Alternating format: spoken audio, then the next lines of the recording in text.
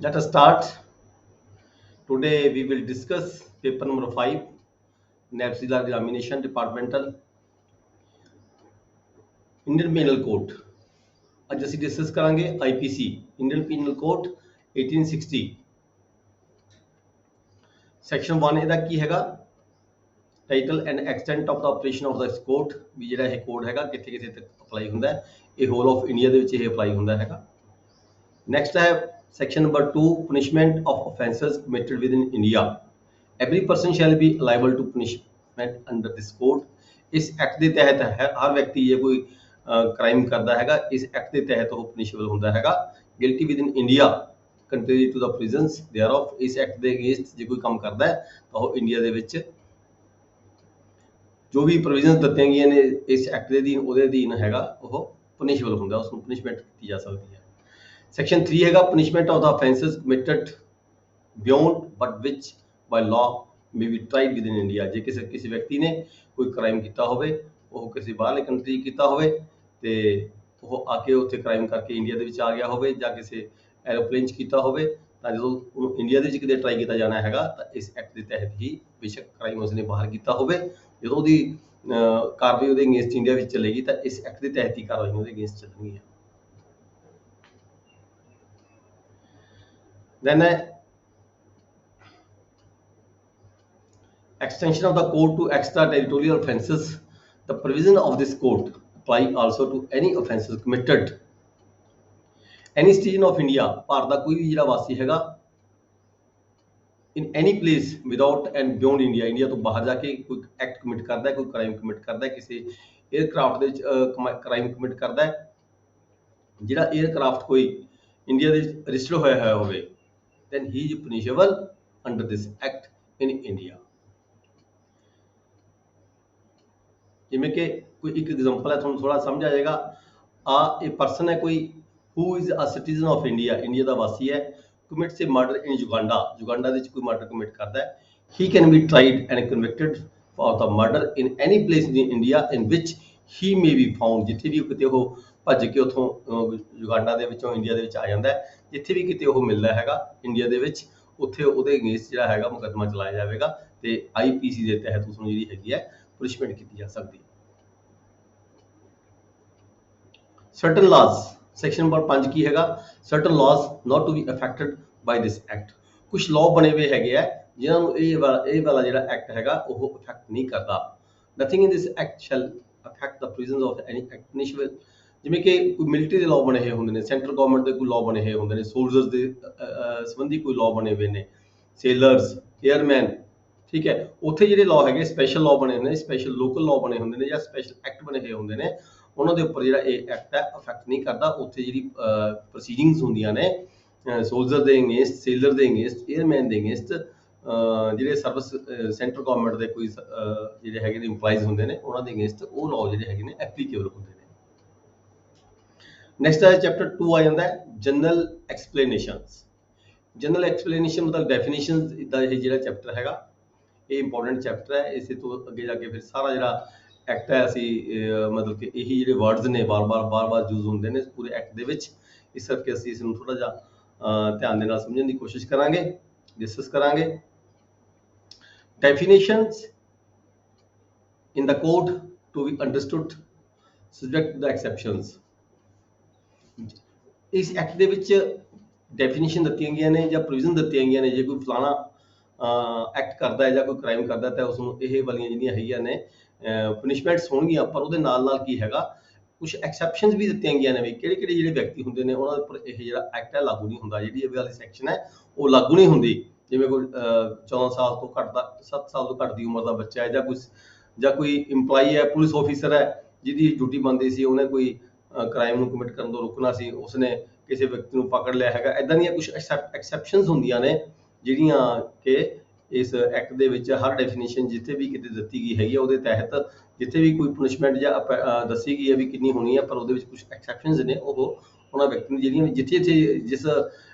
ਜਿਸ ਸੈਕਸ਼ਨ ਦੇ ਅਗੇਂਸਟ ਦਿੱਤੀਆਂ ਗਈਆਂ ਨੇ ਉਹ ਵਾਲੀ ਉੱਥੇ ਲਾਗੂ ਹੁੰਦੀਆਂ ਨੇ ਜਿਵੇਂ ਕਿ ਇੱਕ ਐਗਜ਼ਾਮਪਲ ਦਿੱਤੀ ਗਈ ਹੈ ਇਹਦੇ ਵਿੱਚ the sections in this code which contain definitions of offences, ਇੱਥੇ offences ਦੀ ਕਿਸੇ offence ਦੀ ਕੋਈ definition ਦਿੱਤੀ ਕਿ do not express that is child under 7 years of the age, ਜਿਵੇਂ 7 ਸਾਲ ਦੀ ਉਮਰ ਤੋਂ ਘੱਟ ਦੇ ਬੱਚੇ ਦੀ ਸੰਬੰਧੀ ਕਿਤੇ ਜਿਹੜੀ ਹੈਗੀ ਹੈ ਉਹ punishment ਦੀ ਕੋਈ do not express that a child under 7 years of the age cannot commit such offence, but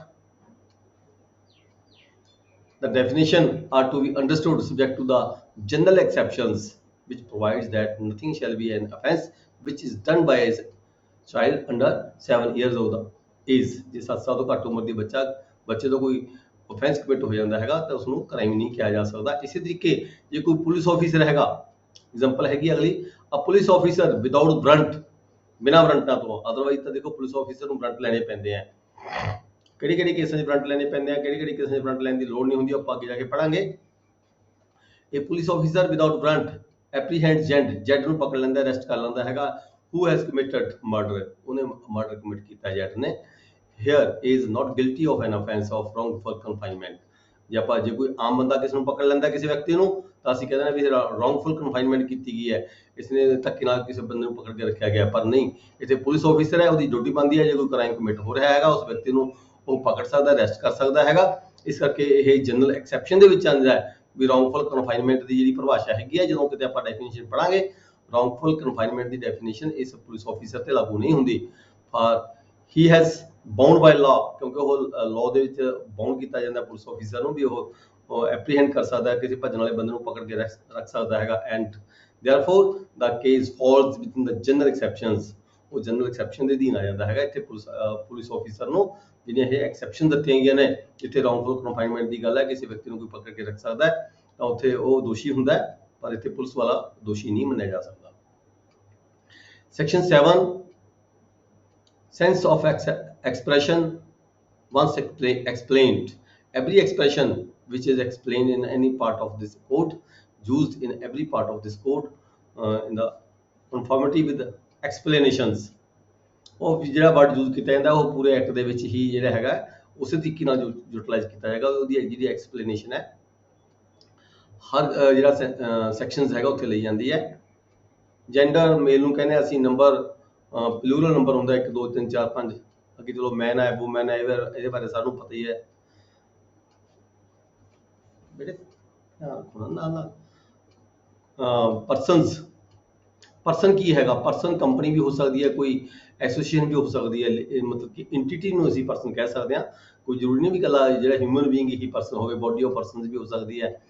public ਹੈ, ਪਬਲਿਕ ਸੈਕਸ਼ਨ 12 ਦੇ ਵਿੱਚ ਪਬਲਿਕ ਹੈ ਐਨੀ ਕਲਾਸ ਆਫ ਪਬਲਿਕ ਔਰ ਐਨੀ ਕਮਿਊਨਿਟੀ, ਉਹਨੂੰ ਅਸੀਂ ਪਬਲਿਕ ਦੀ ਪਰਿਭਾਸ਼ਾ 'ਚ ਦੇਖ ਸਕਦੇ ਹਾਂ। ਸੈਕਸ਼ਨ 14 'ਚ ਹੈ servant of the government servant ਆਪਾਂ ਨੂੰ ਸਾਰਿਆਂ ਨੂੰ ਪਤਾ ਹੀ ਹੈਗਾ, ਮੈਨੂੰ ਦੱਸਣ ਦੀ ਕੋਈ ਜ਼ਿਆਦਾ ਜ਼ਰੂਰਤ ਨਹੀਂ ਲੱਗਦੀ। ਤੇ ਗਵਰਨਮੈਂਟ ਹੈ ਸੈਕਸ਼ਨ 17 'ਚ ਹੈ ਗਵਰਨਮੈਂਟ ਕੀ ਹੈ, ਸੈਂਟਰਲ ਗਵਰਨਮੈਂਟ ਵੀ ਹੋ ਸਕਦੀ ਹੈ, ਸਟੇਟ ਗਵਰਨਮੈਂਟ ਵੀ ਕੋਈ ਹੋ ਸਕਦੀ ਹੈ, ਠੀਕ ਹੈ। ਇੰਡੀਆ ਬਾਰੇ ਆਪਾਂ ਨੂੰ ਸਾਰਿਆਂ ਨੂੰ ਪਤਾ ਹੈ ਮੀਨਸ ਟੈਰੀਟਰੀ ਆਫ ਇੰਡੀਆ, ਹੁਣ ਪਹਿਲਾਂ ਤਾਂ ਐਕਸਕਲੂਡਿੰਗ ਕਸ਼ਮੀਰ, ਜੰਮੂ ਐਂਡ ਕਸ਼ਮੀਰ ਕਹਿੰਦੇ ਸੀ, ਹੁਣ ਅਸੀਂ ਨਹੀਂ ਕਹਿ ਸਕਦੇ, it's part of India now. Section 19 ਹੈ ਜੱਜ ਕੌਣ ਹੋ ਸਕਦਾ ਹੈ, ਦੇਖੋ ਇਹ ਥੋੜਾ ਜਿਹਾ ਸਮਝਣ ਦੀ ਲੋੜ ਹੈਗੀ ਹੈ। ਜੱਜ ਡਿਨੋਟਸ not only every person who is officially designated as a judge, ਜਿਹਨੂੰ ਸਿਰਫ ਜੱਜ ਹੀ ਅਸੀਂ ਨਿਯੁਕਤ ਕਰਦੇ ਹਾਂ, ਇਕੱਲੇ ਉਸ ਨੂੰ ਹੀ ਜੱਜ ਨਹੀਂ ਕਿਹਾ ਜਾ ਸਕਦਾ, ਬਟ ਆਲਸੋ ਐਵਰੀ ਪਰਸਨ, ਉਹ ਵਿਅਕਤੀ ਵੀ ਜਿਹੜੇ ਜੱਜ ਕਹਿਲਾ ਸਕਦੇ ਨੇ, ਜਿਹਨੂੰ ਕੋਈ legal proceeding who is empowered, ਜਿਹਨੂੰ ਕੋਈ ਪਾਵਰਾਂ ਦਿੱਤੀਆਂ ਗਈਆਂ ਹੋਣ by law to give in any legal proceeding, civil or criminal, ਕੋਈ ਸਿਵਲ ਦੀ ਪ੍ਰੋਸੀਡਿੰਗ ਹੋਵੇ ਚਾਹੇ ਕ੍ਰਿਮੀਨਲ ਦੀ ਪ੍ਰੋਸੀਡਿੰਗ ਹੋਵੇ, ਜਿਹੜਾ ਵਿਅਕਤੀ ਇੰਪਾਵਰਡ ਹੋਵੇ ਪ੍ਰੋਸੀਡਿੰਗ ਦੇਣ ਦੇ ਲਈ ਤੇ ਜਜਮੈਂਟ ਦੇਣ ਦੇ ਲਈ ਅਧਿਕਾਰ ਖੇਤਰ ਜਿਹਨੂੰ ਦਿੱਤਾ ਗਿਆ ਹੋਵੇ, ਉਹ ਵੀ ਜੱਜ ਦੀ ਪਰਿਭਾਸ਼ਾ ਵਿੱਚ ਆਉਂਦਾ ਹੈ। who is one of the body of persons, ਕੁਝ ਵਿਅਕਤੀਆਂ ਦੀ ਕੋਈ ਬੋਡੀ ਵੀ ਹੋ ਸਕਦੀ ਹੈ, which body of the person is empowered by law to give such judgment, ਕੋਈ ਵੀ ਜਿਹੜੀ ਜਜਮੈਂਟ ਦੇ ਸਕਦੀ ਹੈ ਉਸ ਨੂੰ ਅਸੀਂ ਜੱਜ ਕਹਿ ਸਕਦੇ ਹਾਂ, ਜਿਸ ਨੂੰ ਵੀ ਅਧਿਕਾਰ ਇਸ ਲਾਅ ਦੇ ਵਿੱਚ ਗਵਰਨਮੈਂਟ ਵੱਲੋਂ ਦਿੱਤੇ ਜਾਂਦੇ ਨੇ ਕੋਈ ਜਜਮੈਂਟ ਦੇਣ ਦੇ, ਜੁਡੀਸ਼ੀਅਲ ਜਜਮੈਂਟ ਹੋਵੇ ਚਾਹੇ ਕ੍ਰਿਮੀਨਲ ਜਜਮੈਂਟ ਹੋਵੇ, ਉਹ ਜੱਜ ਦੀ ਪਰਿਭਾਸ਼ਾ ਵਿੱਚ ਕਿਹਾ ਜਾਂਦਾ ਹੈ। ਇਹ ਕਲੈਕਟਰ ਹੈ, ਜਿਵੇਂ ਕਿ ਕਲੈਕਟਰ ਵੀ ਇੱਕ ਜੱਜ ਕਿਹਾ ਜਾ ਸਕਦਾ ਹੈ, ਕਿੱਥੇ collector exercising jurisdiction in a suit under act 10/1859 is a ਜੱਜ ਕਲੈਕਟਰ ਨੂੰ ਵੀ ਅਸੀਂ ਜੱਜ ਕਹਿ ਸਕਦੇ ਹਾਂ। ਇਸੇ ਤਰੀਕੇ ਨਾਲ ਜਿਹੜਾ ਮੈਜਿਸਟ੍ਰੇਟ ਹੈ ਐਕਸਰਸਾਈਜ਼ਿੰਗ powers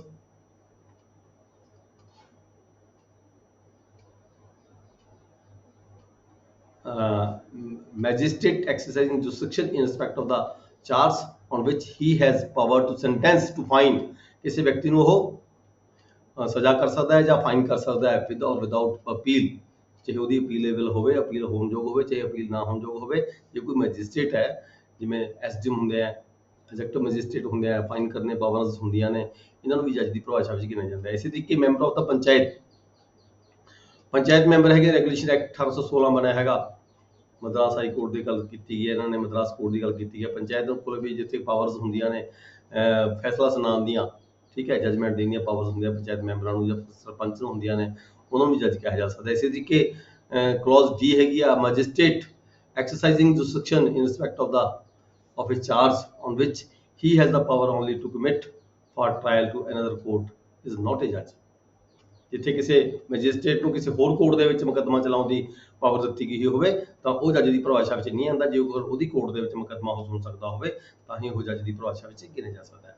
court of justice, court of justice ਕੀ ਹੁੰਦੀ ਹੈ? Court of justice, the words court of justice denotes a judge who is empowered by law to act judicially alone or a body of judges।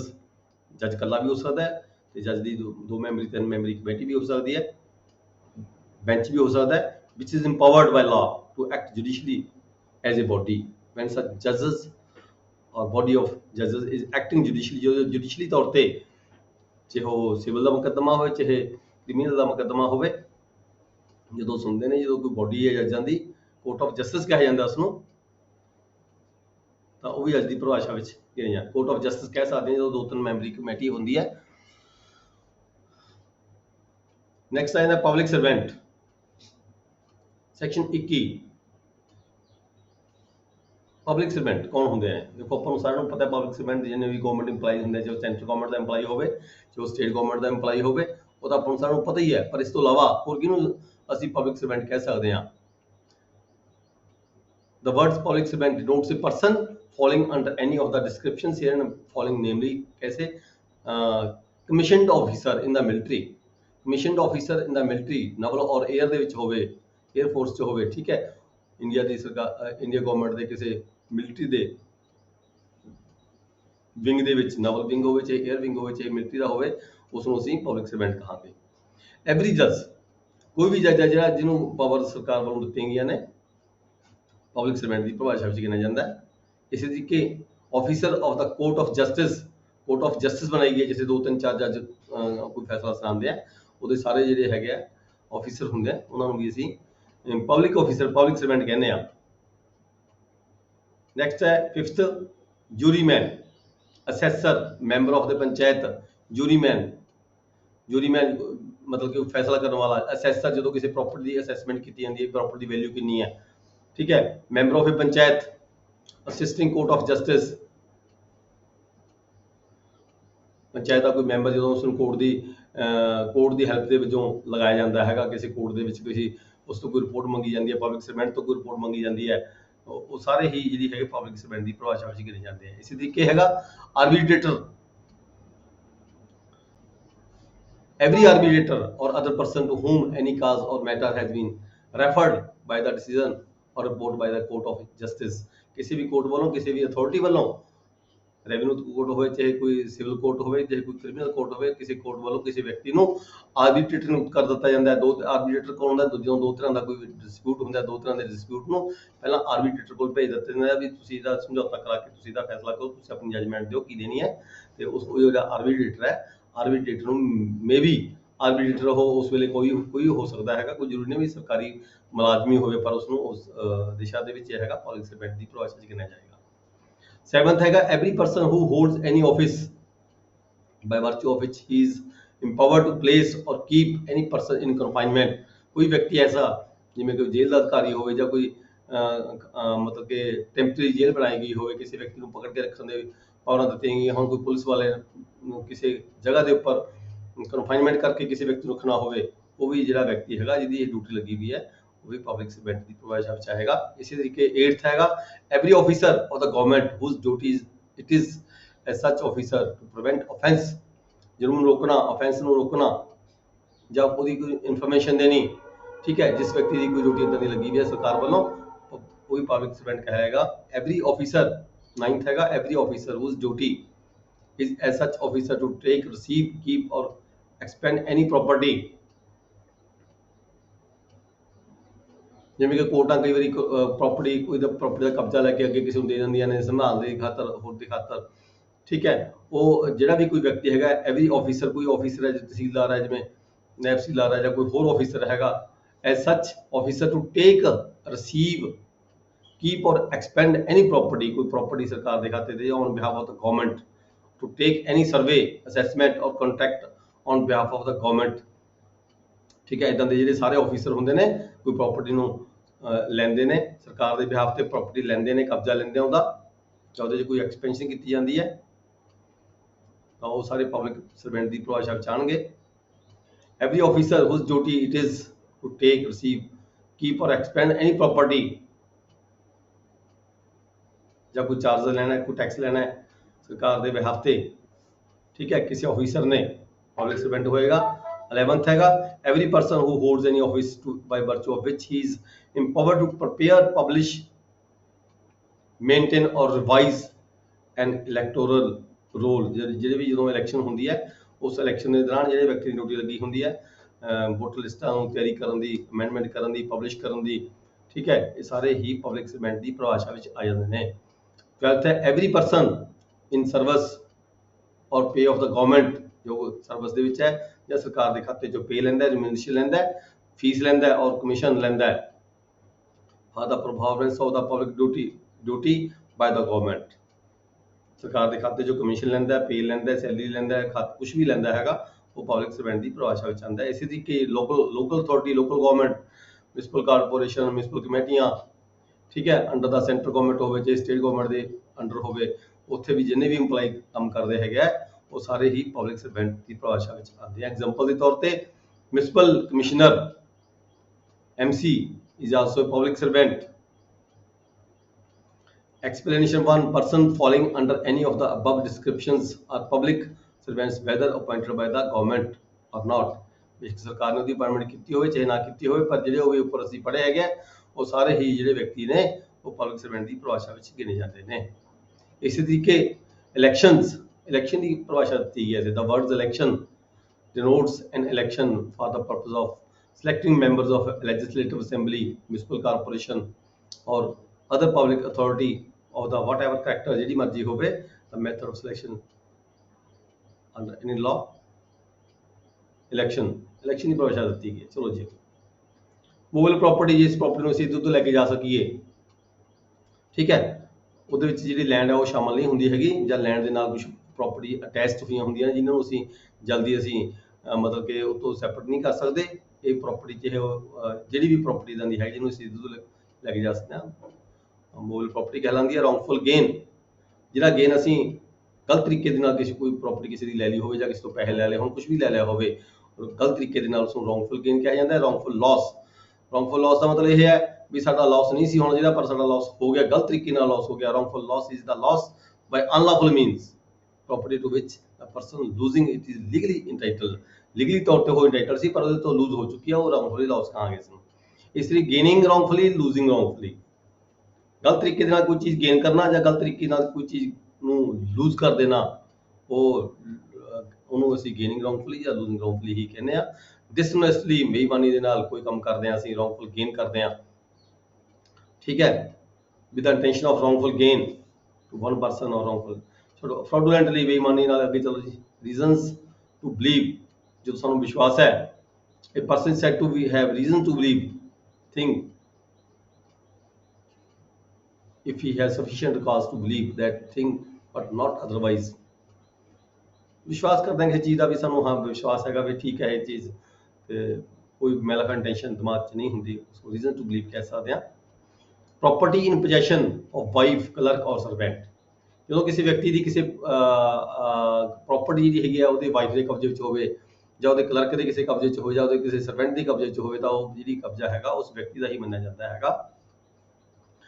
Explanation ਦਿੱਤੀ ਗਈ, person employed temporarily ਔਰ in a particular occasion in the capacity of a clerk servant, within the meaning of this section। ਬੇਸ਼ੱਕ ਉਸ ਵਿਅਕਤੀ ਨੂੰ ਅਸੀਂ temporary ਤੌਰ ਤੇ ਇੰਗੇਜ ਕੀਤਾ ਹੋਵੇ, ਪਰ ਜੇਕਰ ਪ੍ਰਾਪਰਟੀ ਸਾਡੀ ਅਸੀਂ ਮਾਲਕ ਦੇ ਅਧੀਨ ਉਸ ਵਿਅਕਤੀ ਨੂੰ ਕਬਜ਼ੇ ਦਿੱਤੀ ਵੀ ਹੈ ਟੈਂਪਰੇਰੀ ਤੌਰ ਤੇ, ਉਹਦੇ ਕਬਜ਼ੇ ਵਿੱਚ ਹੈਗੀ ਹੈ, ਤਾਂ ਉਹ ਮਾਲਕ ਦੇ ਕਬਜ਼ੇ ਵਿੱਚ ਹੀ ਸਮਝੀ ਜਾਵੇਗੀ। ਸੈਕਸ਼ਨ 28 ਹੈ ਕਾਊਂਟਰਫੀਟ। ਕਾਊਂਟਰਫੀਟ ਕੀ ਹੁੰਦਾ? ਕਾਊਂਟਰਫੀਟ ਇਹ ਹੁੰਦਾ ਜਿਵੇਂ ਬਾਜ਼ਾਰ ਦੇ ਵਿੱਚ ਅਸੀਂ ਕੋਈ ਚੀਜ਼ਾਂ ਪਰਚੇਜ ਕਰਦੇ ਹਾਂ, ਕੋਈ ਕੰਪਨੀ ਦੀਆਂ ਚੀਜ਼ਾਂ ਪਰਚੇਜ ਕਰਦੇ ਹਾਂ, ਉਹ ਕੰਪਨੀ ਦੀ ਪਰਚੇਜ ਨੂੰ ਜਿਹੜੀ ਹੈਗੀ ਆ ਉਹਦੀ ਡੁਪਲੀਕੇਟ ਕਾਪੀ ਕੋਈ ਤਿਆਰ ਕਰ ਲਵੇ, ਡੁਪਲੀਕੇਟ ਤਿਆਰ ਕਰਕੇ ਉਹਦਾ ਜਿਵੇਂ ਬੋਟਲਾਂ ਬਣਾ ਲਈਆਂ, ਡੁਪਲੀਕੇਟ ਬਣਾ ਲਈਆਂ, ਪਾਣੀ ਦੀ ਬੋਟਲਾਂ ਡੁਪਲੀਕੇਟ ਤਿਆਰ ਕਰ ਲਈ, ਠੀਕ ਹੈ, ਲੋਕਾਂ ਨੂੰ ਧੋਖਾ ਦੇਣ ਦੀ ਖਾਤਰ, ਬਟ ਮਤਲਬ ਕਿ ਉਹਨੂੰ ਸੇਲ ਕਰਨ ਦੀ ਖਾਤਰ ਉਹਨੂੰ ਅਸੀਂ ਕਾਊਂਟਰਫੀਟ ਕਹਿ ਸਕਦੇ ਹਾਂ। ਜਦੋਂ ਕੋਈ ਕਿਸੇ ਪਰਟੀਕੂਲਰ ਚੀਜ਼ ਦੀ ਕਾਪੀ ਕਰਕੇ, ਨਕਲ ਕਰਕੇ ਕੋਈ ਚੀਜ਼ ਮਾਰਕੀਟ ਦੇ ਵਿੱਚ ਵਿਕਦੀ ਹੈ, ਉਸ ਨੂੰ ਕਾਊਂਟਰਫੀਟ ਦੀ ਪਰਿਭਾਸ਼ਾ ਵਿੱਚ ਕਿਹਾ ਜਾਂਦਾ ਹੈ।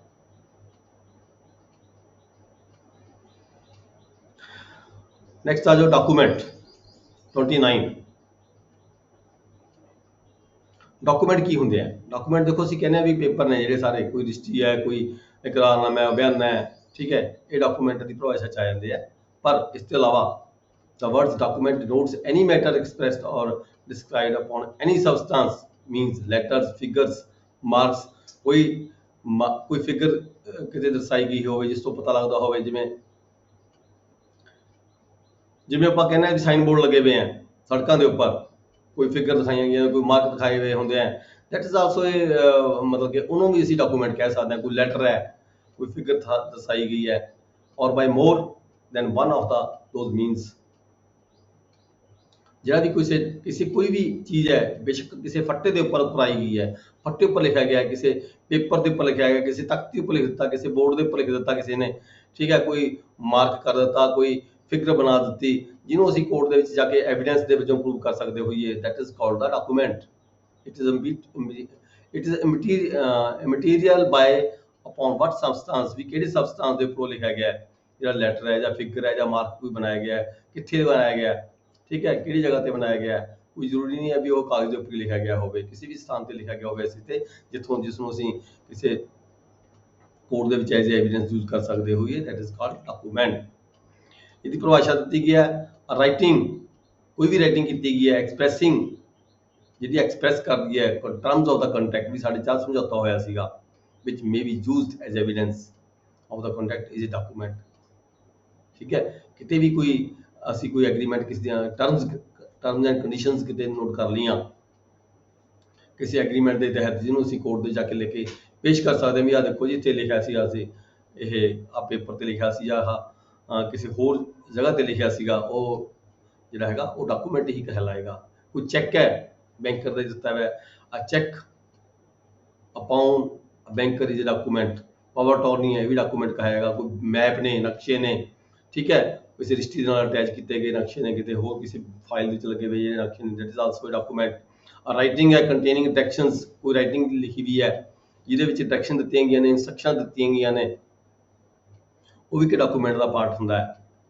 Explanation two whatever is expressed means letters, ਕੀ ਐਕਸਪ੍ਰੈਸ ਕੀ ਕੀਤਾ ਗਿਆ, ਕੁਝ ਵੀ ਹੋਵੇ, ਲੈਟਰਸ ਹੋਵੇ, ਫਿਗਰਸ ਹੋਵੇ, ਮਾਰਕਸ ਹੋਵੇ, ਠੀਕ ਹੈ, ਐਜ਼ ਐਕਸਪਲੇਨਡ ਬਾਈ ਦਾ ਮਰਕੈਂਟਾਈਲ, ਕਿਸੇ ਵੀ ਬਿਜ਼ਨਸਮੈਨ ਨੇ, ਕਿਸੇ ਵੀ ਵਿਅਕਤੀ ਨੇ ਜਿਹੜਾ ਕੋਈ ਕਾਰੋਬਾਰ ਕਰਦਾ ਹੈਗਾ, ਠੀਕ ਹੈ, shall be deemed to be expressed by such letters, figures or marks, ਤਾਂ ਉਹ ਮਤਲਬ ਕਿ ਉਸ ਨੂੰ ਅਸੀਂ ਡਾਕੂਮੈਂਟ ਦੀ ਪਰਿਭਾਸ਼ਾ 'ਚ ਹੀ ਗਿਣਾਂਗੇ।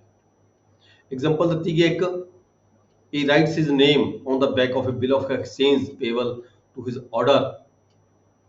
bill of exchange ਕੀ ਹੁੰਦੇ ਆ? bill of exchange just like a check, ਜਿਵੇਂ ਚੈੱਕ ਹੈਗਾ, ਚੈੱਕ ਦੇ ਪਿੱਛੇ ਚੈੱਕ ਹੈਗਾ, ਚੈੱਕ ਸਾਨੂੰ ਬੈਂਕ ਦਿੰਦਾ ਹੈ, ਜਾਂ ਅਸੀਂ ਚੈੱਕ ਕੱਟ ਕੇ ਕਿਸੇ ਵਿਅਕਤੀ ਨੂੰ ਦਿੰਦੇ ਵੀ ਇਹਨੂੰ ਇੰਨੇ ਪੈਸੇ ਦੇ ਦਿੱਤੇ ਜਾਣ। ਇਸੇ ਤਰ੍ਹਾਂ ਬਿਲ ਆਫ ਐਕਸਚੇਂਜ ਵੀ ਇਦਾਂ ਦਾ ਹੀ ਇੱਕ ਡਾਕੂਮੈਂਟ ਹੁੰਦਾ, ਪਰ ਅੱਜ ਦੀ ਡੇਟ ਦੇ ਵਿੱਚ ਇਹ ਚਲਨ 'ਚ ਨਹੀਂ ਹੈਗਾ, ਜਿਹਦੇ ਉੱਪਰ ਅਸੀਂ ਲਿਖ ਕੇ ਦੇ ਸਕਦੇ ਹਾਂ ਵੀ ਇਹ ਜਿਹੜੀ ਐਨੀ ਅਮਾਊਂਟ ਹੈ ਫਲਾਣੇ ਵਿਅਕਤੀ ਨੂੰ ਦੇ ਦਿਓ। ਕੋਈ ਬਿਲ ਆਫ ਐਕਸਚੇਂਜ ਦੇ ਉੱਪਰ ਸਾਈਨ ਕਰਕੇ ਦਿੰਦਾ ਹੈ, ਤਾਂ ਦੂਜੇ ਵਿਅਕਤੀ ਦੇ ਸੰਬੰਧ ਵਿੱਚ ਕਿਸੇ ਦੂਜੇ ਵਿਅਕਤੀ ਕੋਲ ਜਾਂਦਾ, ਚਾਹੇ ਬੈਂਕ ਕੋਲ ਜਾਂਦਾ ਜਾਂ ਕਿਸੇ ਹੋਰ ਵਿਅਕਤੀ ਕੋਲ ਜਾਂਦਾ, ਤਾਂ ਵੀ ਇੰਨੀ ਪੇਮੈਂਟ ਹੈ ਜਿਹੜੀ ਇਸ ਵਿਅਕਤੀ ਜਾਂ ਡੀਲਰ ਹੈਗਾ ਜਿਹਦੇ ਕੋਲ ਇਹ ਮੈਂ ਇਹਨੂੰ ਦੇ ਰਿਹਾ ਹੈਗਾ, ਇਹਨੂੰ ਪੇਮੈਂਟ ਕੀਤੀ ਜਾਵੇ। ਜਿਵੇਂ ਕਿ ਐਗਜ਼ਾਮਪਲ 'ਚ ਕੀ ਕਿਹਾ, ਇਹ writes his name on the back of a bill of exchange payable in his order. The meaning of the endorsement the meaning ਕੀ ਹੋਏਗਾ? ਐਕਸਪਲੇਨਡ ਬਾਈ ਦਾ ਮਰਕੈਂਟਾਈਲ, ਜਿਹੜਾ ਉਹ ਵਪਾਰੀ ਹੈਗਾ ਉਹਨੇ ਲਿਖਿਆ ਹੈਗਾ, is that the bill is to be paid to the holder, ਵੀ ਜਿਹੜਾ ਇਹ ਬਿੱਲ ਹੈਗਾ, ਜਿਹਦੀ ਇਹ ਅਮਾਊਂਟ 'ਚ ਦਰਸਾਈ ਗਈ ਹੈ, ਇਹ ਹੋਲਡਰ ਨੂੰ, ਜਿਹਦੇ ਕੋਲ ਇਹ ਡਾਕੂਮੈਂਟ ਮੈਂ ਦੇ ਰਿਹਾ, ਜਿਹਨੂੰ ਮੈਂ ਦੇ ਰਿਹਾ ਕੱਟ ਕੇ, ਉਹਨੂੰ ਪੇਮੈਂਟ ਕਰ ਦਿੱਤੀ ਜਾਵੇ। ਦਾ ਇੰਡੋਰਸਮੈਂਟ ਇਜ਼ ਅ ਡਾਕੂਮੈਂਟ ਉਹ ਜਿਹੜਾ ਇੰਡੋਰਸਮੈਂਟ ਹੈ, ਇੰਡੋਰਸਮੈਂਟ ਦਾ ਜਿਹੜਾ ਪਾਰਟ ਹੈ, ਇੰਡੋਰਸਮੈਂਟ ਹੈ ਜਿਹੜੀ ਪਿਛਲੇ ਪਾਸੇ ਉਸ ਬਿਲ ਆਫ ਐਕਸਚੇਂਜ ਤੇ ਲਿਖੀ ਗਈ ਹੈ, ਠੀਕ ਹੈ, ਉਹ ਉਸ ਨੂੰ ਵੀ ਅਸੀਂ ਡਾਕੂਮੈਂਟ ਦੀ ਪਰਿਭਾਸ਼ਾ ਵਿੱਚ ਹੀ ਗਿਣਾਂਗੇ। ਨੈਕਸਟ ਹੈਗਾ electronic record 29A। Electronic record ਕਿਹੜਾ ਹੁੰਦਾ ਹੈ, ਇਹਦੀ ਡੈਫੀਨੇਸ਼ਨ ਜਿਹੜੀ ਦਿੱਤੀ ਗਈ ਹੈ ਉਹ ਸਾਡਾ ਜਿਹੜਾ ਇਨਫੋਰਮੇਸ਼ਨ ਐਂਡ ਟੈਕਨੋਲੋਜੀ ਐਕਟ 2000 ਹੈਗਾ, ਉਹਦੀ ਜਿਹੜੀ ਸੈਕਸ਼ਨ 2 ਹੈ ਉਹਦੇ ਵਿੱਚ ਪਰਿਭਾਸ਼ਾ ਦਿੱਤੀ ਹੈ ਕਿ ਇਲੈਕਟ੍ਰੋਨਿਕ ਰਿਕਾਰਡ ਕਿਹਨੂੰ ਅਸੀਂ ਕਹਿ ਸਕਦੇ, ਜਿਵੇਂ ਕੈਸਟਾਂ ਹੁੰਦੀਆਂ ਨੇ, ਪੈਨ ਡਰਾਈਵਸ ਹੁੰਦੇ ਨੇ, ਠੀਕ ਹੈ, ਇਹ ਸਾਰੇ ਹੀ ਇਲੈਕਟ੍ਰੋਨਿਕ ਰਿਕਾਰਡ ਹੁੰਦੇ ਜਿਹਨਾਂ ਨੂੰ ਅਸੀਂ ਕੋਰਟ ਦੇ ਵਿੱਚ ਵੀ ਜਾ ਕੇ ਐਜ਼ ਐਵੀਡੈਂਸ ਯੂਜ਼ ਕਰ ਸਕਦੇ ਹਾਂ। ਦੈਨ ਹੈਗਾ ਵੈਲਿਊਏਬਲ ਸਿਕਿਉਰਿਟੀ। ਵੈਲਿਊਏਬਲ ਸਿਕਿਉਰਿਟੀ ਕੀ ਹੈ, ਜਿੱਥੇ ਲੀਗਲ ਰਾਈਟ ਕ੍ਰੀਏਟ ਹੋ ਜਾਂਦਾ ਹੈ। Valuable security, the words valuable security notes a document, ਇੱਕ ਡਾਕੂਮੈਂਟ ਨੂੰ ਕਹਿ ਸਕਦੇ ਹਾਂ which is purports to be document whereby legal right is created, ਜਿੱਥੇ ਕਿਸੇ ਇੱਕ ਵਿਅਕਤੀ ਦੇ ਲੀਗਲ ਜਿਹੜੇ ਰਾਈਟ ਨੇ ਉਹ ਡਾਕੂਮੈਂਟ ਦੇ ਅਧੀਨ ਜਿੱਥੇ ਉਹ ਸਾਈਨ ਕੀਤਾ ਜਾਂਦਾ ਹੈ ਕ੍ਰੀਏਟ ਹੋ ਜਾਂਦੇ ਨੇ। ਐਕਸਟੈਂਡਡ ਟ੍ਰਾਂਸਫਰਡ ਜਾਂ ਐਕਸਟੈਂਡ ਹੋ ਜਾਂ ਟ੍ਰਾਂਸਫਰ ਹੋ ਜਾਂਦੇ ਨੇ, ਰਿਸਟ੍ਰਿਕਟਡ ਹੋ ਜਾਂਦੇ ਨੇ, ਐਕਸਟਿੰਗੁਇਸ਼ਡ ਹੋ ਜਾਂਦੇ ਨੇ, ਖਤਮ ਹੋ ਜਾਂਦੇ ਨੇ, ਜਿਵੇਂ ਕਿ ਕੋਈ ਬਿੱਲ ਲਿਖ ਦਿੱਤੀ, ਠੀਕ ਹੈ ਜੀ, ਕੋਈ ਐਗਰੀਮੈਂਟ ਕਰ ਲਿਆ, ਇਹ ਸਾਰੇ ਵੀ ਜਿਹੜੇ ਹੈਗੇ ਨੇ ਵੈਲਿਊਏਬਲ ਸਿਕਿਉਰਿਟੀ ਕਹੀ ਜਾਂਦੀ ਹੈ। ਐਗਜ਼ਾਮਪਲ ਦੇਖੋ ਥੱਲੇ ਦਿੱਤੀ ਗਈ ਹੈ, illustration he writes his name on the back of a bill of exchange, ਜਿਵੇਂ ਕਿ ਅਸੀਂ ਉੱਪਰ ਪੜ੍ਹਿਆ ਸੀਗਾ, as a effect of this endorsement is transfer the right to the bill to any person who may become the lawful holder। ਜਿਵੇਂ bill of exchange ਪਹਿਲਾਂ ਕਿਸੇ ਨੇ ਇੱਕ ਵਿਅਕਤੀ A ਨੇ B ਨੂੰ ਦਿੱਤਾ, ਕੁਝ ਪੈਸਿਆਂ ਦੀ ਅਮਾਉਂਟ ਹੈ, ਕੁਝ ਚੈੱਕ ਕੱਟ ਕੇ ਦੇ ਦਿੱਤਾ, B ਨੇ ਥੱਲੇ ਅਗਰ ਸਾਈਨ ਕਰਕੇ ਦੇ ਦਿੱਤਾ ਵੀ ਇਹ ਜਿਹੜੀ ਅਮਾਉਂਟ ਹੈਗੀ ਹੈ ਇਹ C ਨੂੰ ਦੇ ਦਿੱਤੀ ਜਾਵੇ, ਮਤਲਬ ਕਿ ਉਹ ਟ੍ਰਾਂਸਫਰ ਹੋ ਗਈ, ਐਕਸਚੇਂਜ ਹੋ ਗਈ, ਠੀਕ ਹੈ। ਆਪਣੇ ਜਿਹੜੇ ਰਾਈਟਸ ਨੇ ਉਸਨੇ ਜਿਹੜੇ ਲੀਗਲ ਰਾਈਟਸ ਨੇ ਉਹ C ਕੋਲੇ ਟ੍ਰਾਂਸਫਰ ਕਰਤੇ, A ਵੱਲੋਂ ਆਏ ਹੋਏ ਰਾਈਟਸ B ਨੂੰ, B ਨੇ ਥੱਲੇ ਸਾਈਨ ਕਰਕੇ ਦੇ ਦਿੱਤਾ ਵੀ ਇਹ C ਨੂੰ ਟ੍ਰਾਂਸਫਰ ਕਰ ਦਿੱਤੇ ਜਾਂਦੇ, ਮੈਂ ਅੱਗੇ ਨੂੰ ਜਦੋਂ C ਜਦੋਂ ਮਰਜ਼ੀ ਚਾਹੇ ਇਹਦੀ ਜਿਹੜੀ ਪੇਮੈਂਟ ਹੈ ਉਹ ਲੈ ਸਕਦਾ ਹੈ। ਜਿਵੇਂ ਕਿ ਅਸੀਂ ਇਹ ਕਹਿ ਲਈਏ ਵੀ ਸ਼ੇਅਰਸ ਹੁੰਦੇ ਆ, ਕੰਪਨੀਆਂ ਦੇ ਸ਼ੇਅਰ ਹੁੰਦੇ ਆ, ਠੀਕ ਹੈ, ਉਹਦੀ ਗੱਲ ਕੀਤੀ ਗਈ ਇੱਥੇ। ਨੈਕਸਟ ਹੈਗਾ 31 ਬਿਲ ਆਪਾਂ ਨੂੰ ਸਾਨੂੰ ਪਤਾ ਹੈ ਬਿਲ ਕੀ ਹੁੰਦੀ ਹੈ। ਬਿਲ ਜੇ ਟੈਸਟਾਮੈਂਟਰੀ ਡਾਕੂਮੈਂਟ ਹੁੰਦਾ ਹੈ। ਜਦੋਂ ਦੇਖੋ ਕਿਸੇ ਵਿਅਕਤੀ ਦੀ ਡੈਥ ਹੁੰਦੀ ਹੈ ਤਾਂ ਦੋ ਤਰੀਕੇ ਹੁੰਦੇ ਆ ਉਹਦੀ ਪ੍ਰਾਪਰਟੀ ਨੂੰ ਉਸਦੇ ਨਾਮ ਚਾੜਨ ਦੇ, ਕਿਸੇ ਵਿਅਕਤੀ ਹੋਰ ਦੇ ਨਾਮ ਚਾੜਨ ਦੇ ਦੋ ਤਰੀਕੇ ਹੁੰਦੇ ਆ। ਇੱਕ ਹੁੰਦਾ ਬਾਈ ਬਿਲ ਅਸੀਂ ਜਾ ਕੇ ਅੱਗੇ ਪੜਾਂਗੇ, ਬਿਲ ਦੋ ਤਰੀਕੇ ਦੀ ਹੁੰਦੀ ਹੈ, ਖਾਨਗੀ ਬਿਲ ਵੀ ਹੋ ਸਕਦੀ ਹੈ, ਰਜਿਸਟਰਡ ਬਿਲ ਵੀ ਹੋ ਸਕਦੀ ਹੈ। ਇੱਕ ਜੇ ਕੋਈ ਵਿਅਕਤੀ ਬਿਨਾਂ ਬਿਲ ਕਰੇ ਮਰ ਜਾਵੇ, ਕੋਈ ਬਿਲ ਨਾ ਕੀਤੀ ਹੋਵੇ, ਠੀਕ ਹੈ, ਤਾਂ ਜਿਹੜੀ ਉਹਦੀ ਪ੍ਰਾਪਰਟੀ ਹੁੰਦੀ ਹੈ ਉਹਦੇ ਉਹ ਅੰਡਰ ਜਿਹੜਾ ਸਕਸੈਸ਼ਨ ਐਕਟ ਹੈਗਾ ਅਸੀਂ 1955 ਦਾ, ਉਹਦੇ ਤਹਿਤ ਉਹਦੀ ਪ੍ਰਾਪਰਟੀ ਉਹਦੇ ਵਾਰਸਾਂ ਦੇ ਨਾਮ ਚੜ੍ਹਦੇ ਆ। ਕਲਾਸ 1 ਦੇ ਲੀਗਲ ਹੀਅਰਸ ਹੁੰਦੇ, ਕਲਾਸ 2 ਦੇ ਲੀਗਲ ਹੀਅਰਸ ਹੁੰਦੇ ਆ। ਤੁਸੀਂ ਉਹ ਜਿਹੜੀ ਗ੍ਰੀਨ ਬੁੱਕ ਹੈ ਮੇਰੇ ਵੱਲੋਂ ਲਿਖੀ ਵੀ ਹੈ, ਤੁਸੀਂ ਉਹ ਡਿਟੇਲ ਪੜ੍ਹ ਸਕਦੇ ਹੋ, ਇਹ ਵਾਲੀ, ਠੀਕ ਹੈ। ਇਸ ਬੁੱਕ ਤੇ ਲਿਖਿਆ ਹੋਇਆ ਕਲਾਸ 1 ਦੇ ਲੀਗਲ ਹੀਅਰਸ, ਕਲਾਸ 2 ਦੇ ਲੀਗਲ ਹੀਅਰਸ। ਫਿਰ ਉਸ ਤੋਂ ਬਾਅਦ ਬਹੁਤ ਜ਼ਿਆਦਾ ਡਿਟੇਲ ਦਿੱਤੀ ਗਈ ਹੈਗੀ ਹੈ ਵੀ ਕੌਣ ਮਾਲਕ, ਜੇ ਕੋਈ ਬੰਦਾ ਬਗੈਰ ਬਿਲ ਕਰੇ ਮਰ ਜਾਂਦਾ ਤਾਂ ਉਹਦੀ ਪ੍ਰਾਪਰਟੀ ਕਿਵੇਂ ਚੜ੍ਹਦੀ ਹੈ। ਹੁਣ ਟੈਸਟਾਮੈਂਟਰੀ ਡਾਕੂਮੈਂਟ ਮਤਲਬ ਕੀ ਹੈ, ਜੇ ਕੋਈ ਬਿਲ ਕਰਕੇ ਨਾ ਜਾਵੇ ਤਾਂ ਉਹਦੀ ਜਿਹੜੀ ਵਿਰਾਸਤ ਹੈ ਇੰਟੈਸਟੇਟ ਸਕਸੈਸ਼ਨ ਹੁੰਦਾ ਹੈ, ਠੀਕ ਹੈ। ਜੇ ਕੋਈ ਬਿਲ ਕਰਕੇ ਜਾਂਦਾ ਤਾਂ ਟੈਸਟੇਟ ਸਕਸੈਸ਼ਨ ਹੁੰਦਾ, ਤਾਂ ਹੀ ਟੈਸਟਾਮੈਂਟਰੀ ਡਾਕੂਮੈਂਟ ਕਿਹਾ ਗਿਆ ਇੱਥੇ। ਟੈਸਟੇਟ ਸਕਸੈਸ਼ਨ ਹੁੰਦਾ ਜਦੋਂ ਕੋਈ ਵਿਅਕਤੀ ਆਪਣੀਆਂ ਪਾਵਰਾਂ, ਆਪਣੀ ਪ੍ਰਾਪਰਟੀ ਦੀਆਂ ਜਿਹੜੀ ਆ ਓਨਰਸ਼ਿਪ ਹੈ ਕਿਸੇ ਵਿਅਕਤੀ ਨੂੰ ਸੌਂਪ ਕੇ ਜਾਂਦਾ ਤਾਂ ਉਸ ਨੂੰ ਅਸੀਂ ਕਹਿੰਦੇ ਟੈਸਟੇਟ ਸਕਸੈਸ਼ਨ, ਟੈਸਟਾਮੈਂਟਰੀ ਡਾਕੂਮੈਂਟ ਹੁੰਦਾ, ਉਸ ਨੂੰ ਕਿਹਾ ਜਾਂਦਾ ਬਿਲ ਨੂੰ। Next is section 32, words referring to acts include illegal omissions। Act ਤੇ ਓਮਿਸ਼ਨ ਕੀ ਹੁੰਦੀ ਹੈ? ਇੱਕ ਤਾਂ ਹੁੰਦਾ ਹੈ ਲੀਗਲ ਐਕਟ ਕਰਨਾ, ਕੋਈ ਗਲਤ ਕੰਮ ਕਰਨਾ, ਠੀਕ ਹੈ। ਇੱਕ ਹੁੰਦਾ ਓਮਿਸ਼ਨਸ, ਇਲੀਗਲ ਓਮਿਸ਼ਨਸ। ਓਮਿਸ਼ਨਸ ਕੀ ਹੈ? ਐਕਟ ਦਾ ਹੋ ਗਿਆ ਜਿਹੜਾ ਕੰਮ ਨਹੀਂ ਸੀ ਕਰਨਾ ਉਹਨੇ ਕਰ ਦਿੱਤਾ, ਜਿਟ ਇਜ਼ ਐਕਟ। ਇਲੀਗਲ ਐਕਟ ਹੈ ਜਿਹੜਾ ਨਹੀਂ ਸੀ ਕਰਨਾ, ਚੋਰੀ ਨਹੀਂ ਸੀ ਕਰਨੀ, ਕਰ ਲਈ, ਠੀਕ ਹੈ। ਹੋਰ ਕੋਈ ਕੰਮ ਕਿਸੇ ਨੂੰ ਧੋਖਾ ਨਹੀਂ ਸੀ ਦੇਣਾ ਪਰ ਦੇ ਦਿੱਤਾ। ਇੱਕ ਹੁੰਦੇ ਓਮਿਸ਼ਨ, ਇਲੀਗਲ ਓਮਿਸ਼ਨ। ਓਮਿਸ਼ਨਸ ਕੀ ਹੁੰਦੀਆਂ ਨੇ? ਜਦੋਂ ਕੋਈ ਕੰਮ ਸਾਨੇ ਕਰਨਾ ਹੁੰਦਾ ਪਰ ਅਸੀਂ ਨਹੀਂ ਕਰਦੇ, ਜਾਣਬੁੱਝ ਕੇ ਅਸੀਂ ਚੁੱਪ ਕਰ ਜਾਂਦੇ ਹਾਂ। ਜਿਵੇਂ ਕੋਈ ਗਨਮੈਨ ਹੈ, ਕੋਈ ਸਿਕਿਉਰਿਟੀ ਗਾਰਡ ਹੈ, ਉਹਦੀ ਜ਼ਿੰਮੇਵਾਰੀ ਕੀ ਹੁੰਦੀ ਹੈ? ਉਹਨੇ ਹੈ ਵੀ ਕਿਸੇ ਗਲਤ ਵਿਅਕਤੀ ਨੂੰ ਜਿਹੜਾ ਹੈਗਾ ਉਹ ਜਿੱਥੇ ਉਹਦੀ ਡਿਊਟੀ ਲੱਗੀ ਹੁੰਦੀ ਹੈ ਉਸ ਪ੍ਰੈਮਿਸਿਸ ਦੇ ਵਿੱਚ ਜਿਹੜਾ ਹੈਗਾ ਨਹੀਂ ਜਾਣ ਦੇਣਾ ਹੁੰਦਾ, ਠੀਕ ਹੈ। ਪਰ ਉਹ ਜਾਣਬੁੱਝ ਕੇ ਇੱਧਰ ਉੱਧਰ ਮੂੰਹ ਕਰ ਲੈਂਦਾ ਵੀ ਹਾਂ ਜਾ ਕਰ ਲੈ, ਤੂੰ ਕਰਨਾ ਚਾਹੁੰਦਾ ਤਾਂ ਕਰ ਲੈ ਤੂੰ। ਇਹਨੂੰ ਕਹਾਂਗੇ ਅਸੀਂ ਇਲੀਗਲ ਓਮਿਸ਼ਨਸ। ਕੋਈ ਕੰਮ ਕਰਨ ਦੀ ਸਾਡੀ ਜ਼ਿੰਮੇਵਾਰੀ ਹੈ ਲੀਗਲੀ ਤੌਰ ਤੇ, ਪਰ ਅਸੀਂ ਉਸ ਨੂੰ ਨਹੀਂ ਕਰਦੇ। ਜਿਵੇਂ ਕਿ ਅਸੀਂ ਗਵਰਨਮੈਂਟ ਇੰਪਲਾਈ ਹੁੰਦੇ ਹਾਂ, ਗਵਰਨਮੈਂਟ ਇੰਪਲਾਈ ਦੀ ਜ਼ਿੰਮੇਵਾਰੀ ਹੁੰਦੀ ਹੈ ਆਪਦੇ ਕੰਮ ਨੂੰ ਕਰਨਾ, ਪਰ ਅਸੀਂ ਜਾਣਬੁੱਝ ਕੇ ਅਸੀਂ ਅਣਗਹਿਲੀ ਕਰਦੇ ਹਾਂ ਜਾਂ ਅਣਗਹਿਲੀ ਕਰਕੇ ਅਸੀਂ ਉਹ ਕੰਮ ਸਾਡਾ ਆਪਣਾ ਨਹੀਂ ਕਰਦੇ ਹੈਗੇ, ਉਹਨੂੰ ਵੀ ਅਸੀਂ ਇਲੀਗਲ ਓਮਿਸ਼ਨ ਕਹਿ ਸਕਦੇ ਹਾਂ, ਜਿਹਦੇ ਨਾਲ ਕੋਈ ਸਰਕਾਰ ਨੂੰ ਨੁਕਸਾਨ ਹੁੰਦਾ ਹੋਵੇ, ਲਾਸ ਹੁੰਦਾ ਹੋਵੇ। ਇਹ ਐਕਟ ਦੇ ਓਮਿਸ਼ਨ ਦੇ ਵਿੱਚ ਇਹ ਡਿਫਰੈਂਸ ਹੈਗਾ।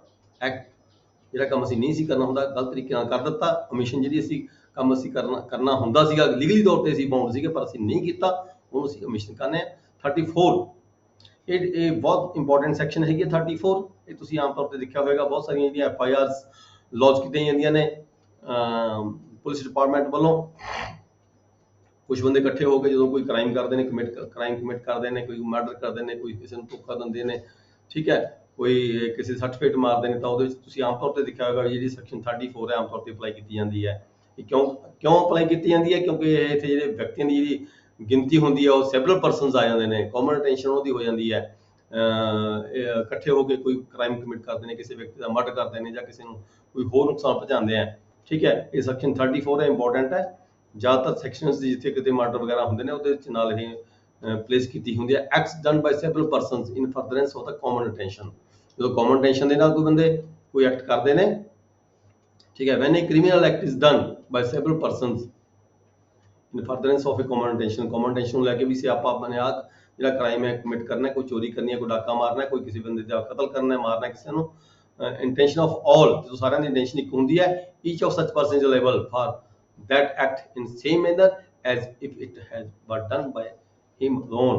ਜੋ ਉਹ ਜਿੰਨੇ ਬੰਦੇ ਉਸ ਵਿਅਕਤੀ ਉਸ ਵਿੱਚ ਸ਼ਾਮਲ ਹੁੰਦੇ ਨੇ, ਉਸ ਕ੍ਰਾਈਮ ਕਮਿਟ ਕਰਨ ਵਿੱਚ ਸ਼ਾਮਲ ਹੁੰਦੇ ਨੇ, ਉਹ ਸਾਰੇ ਹੀ ਬੰਦੇ ਉਸ ਜਿਹੜੇ ਜੁਰਮ ਦੇ ਹੈਗੇ ਨੇ ਦੇ ਲਈ ਲਾਇਬਲ ਹੁੰਦੇ ਨੇ। ਉਹ ਸਾਰਿਆਂ ਦੀ ਪਨਿਸ਼ਮੈਂਟ ਮਿਲਦੀ ਹੈ ਸਾਰਿਆਂ ਨੂੰ। ਤੇ ਜਿਵੇਂ ਕਿ ਇਕੱਲੇ ਇੱਕ ਬੰਦਾ ਕ੍ਰਾਈਮ ਕਮਿਟ ਕਰਦਾ ਹੋਵੇ, ਇਸ ਤਰੀਕੇ ਜਿੰਨੀ ਸਜ਼ਾ ਉਹਨੂੰ ਮਿਲਣੀ ਹੁੰਦੀ ਹੈ, ਇਸ ਤਰੀਕੇ ਉਹਨੂੰ ਸਾਰਿਆਂ ਨੂੰ ਹੀ ਜਿਹੜੀ ਪਨਿਸ਼ਮੈਂਟ ਕੀਤੀ ਜਾ ਸਕਦੀ ਹੈਗੀ ਹੈ ਜਿਹੜੇ ਇਕੱਠੇ ਹੋ ਕੇ ਕੋਈ ਕ੍ਰਾਈਮ ਕਮਿਟ ਕਰਦੇ ਹੋਣ।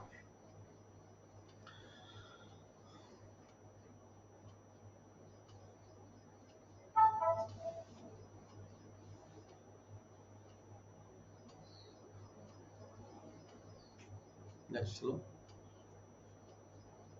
ਸੈਕਸ਼ਨ 35 ਹੈਗਾ, when such an act is criminal by reason of its being done with a criminal knowledge or attention। ਜਦੋਂ ਕੋਈ ਜਿਹੜਾ ਐਕਟ ਕੀਤਾ ਜਾਂਦਾ ਹੈ ਇਸ ਨੌਲੇਜ ਨਾਲ ਕੀਤਾ ਜਾਂਦਾ ਵੀ ਹਾਂ ਇਹ ਜਿਹੜਾ ਕ੍ਰਾਈਮ ਅਸੀਂ ਕਮਿਟ ਕਰਨਾ ਹੈ, ਇਹ ਅਟੈਂਸ਼ਨ ਹੋਣੀ ਚਾਹੀਦੀ ਹੈ ਵੀ ਆਪਾਂ ਇਹ ਕ੍ਰਿਮੀਨਲ ਕੁਛ ਤਾਂ ਐਕਟ ਹੁੰਦੇ ਨੇ ਜਦੋਂ ਜਿਹਦੀ ਅਟੈਂਸ਼ਨ ਹੁੰਦੀ ਹੈ ਉਦੋਂ ਨਹੀਂ ਹੁੰਦੀ, ਕ੍ਰਿਮੀਨਲ ਅਟੈਂਸ਼ਨ ਨਹੀਂ ਹੁੰਦੀ।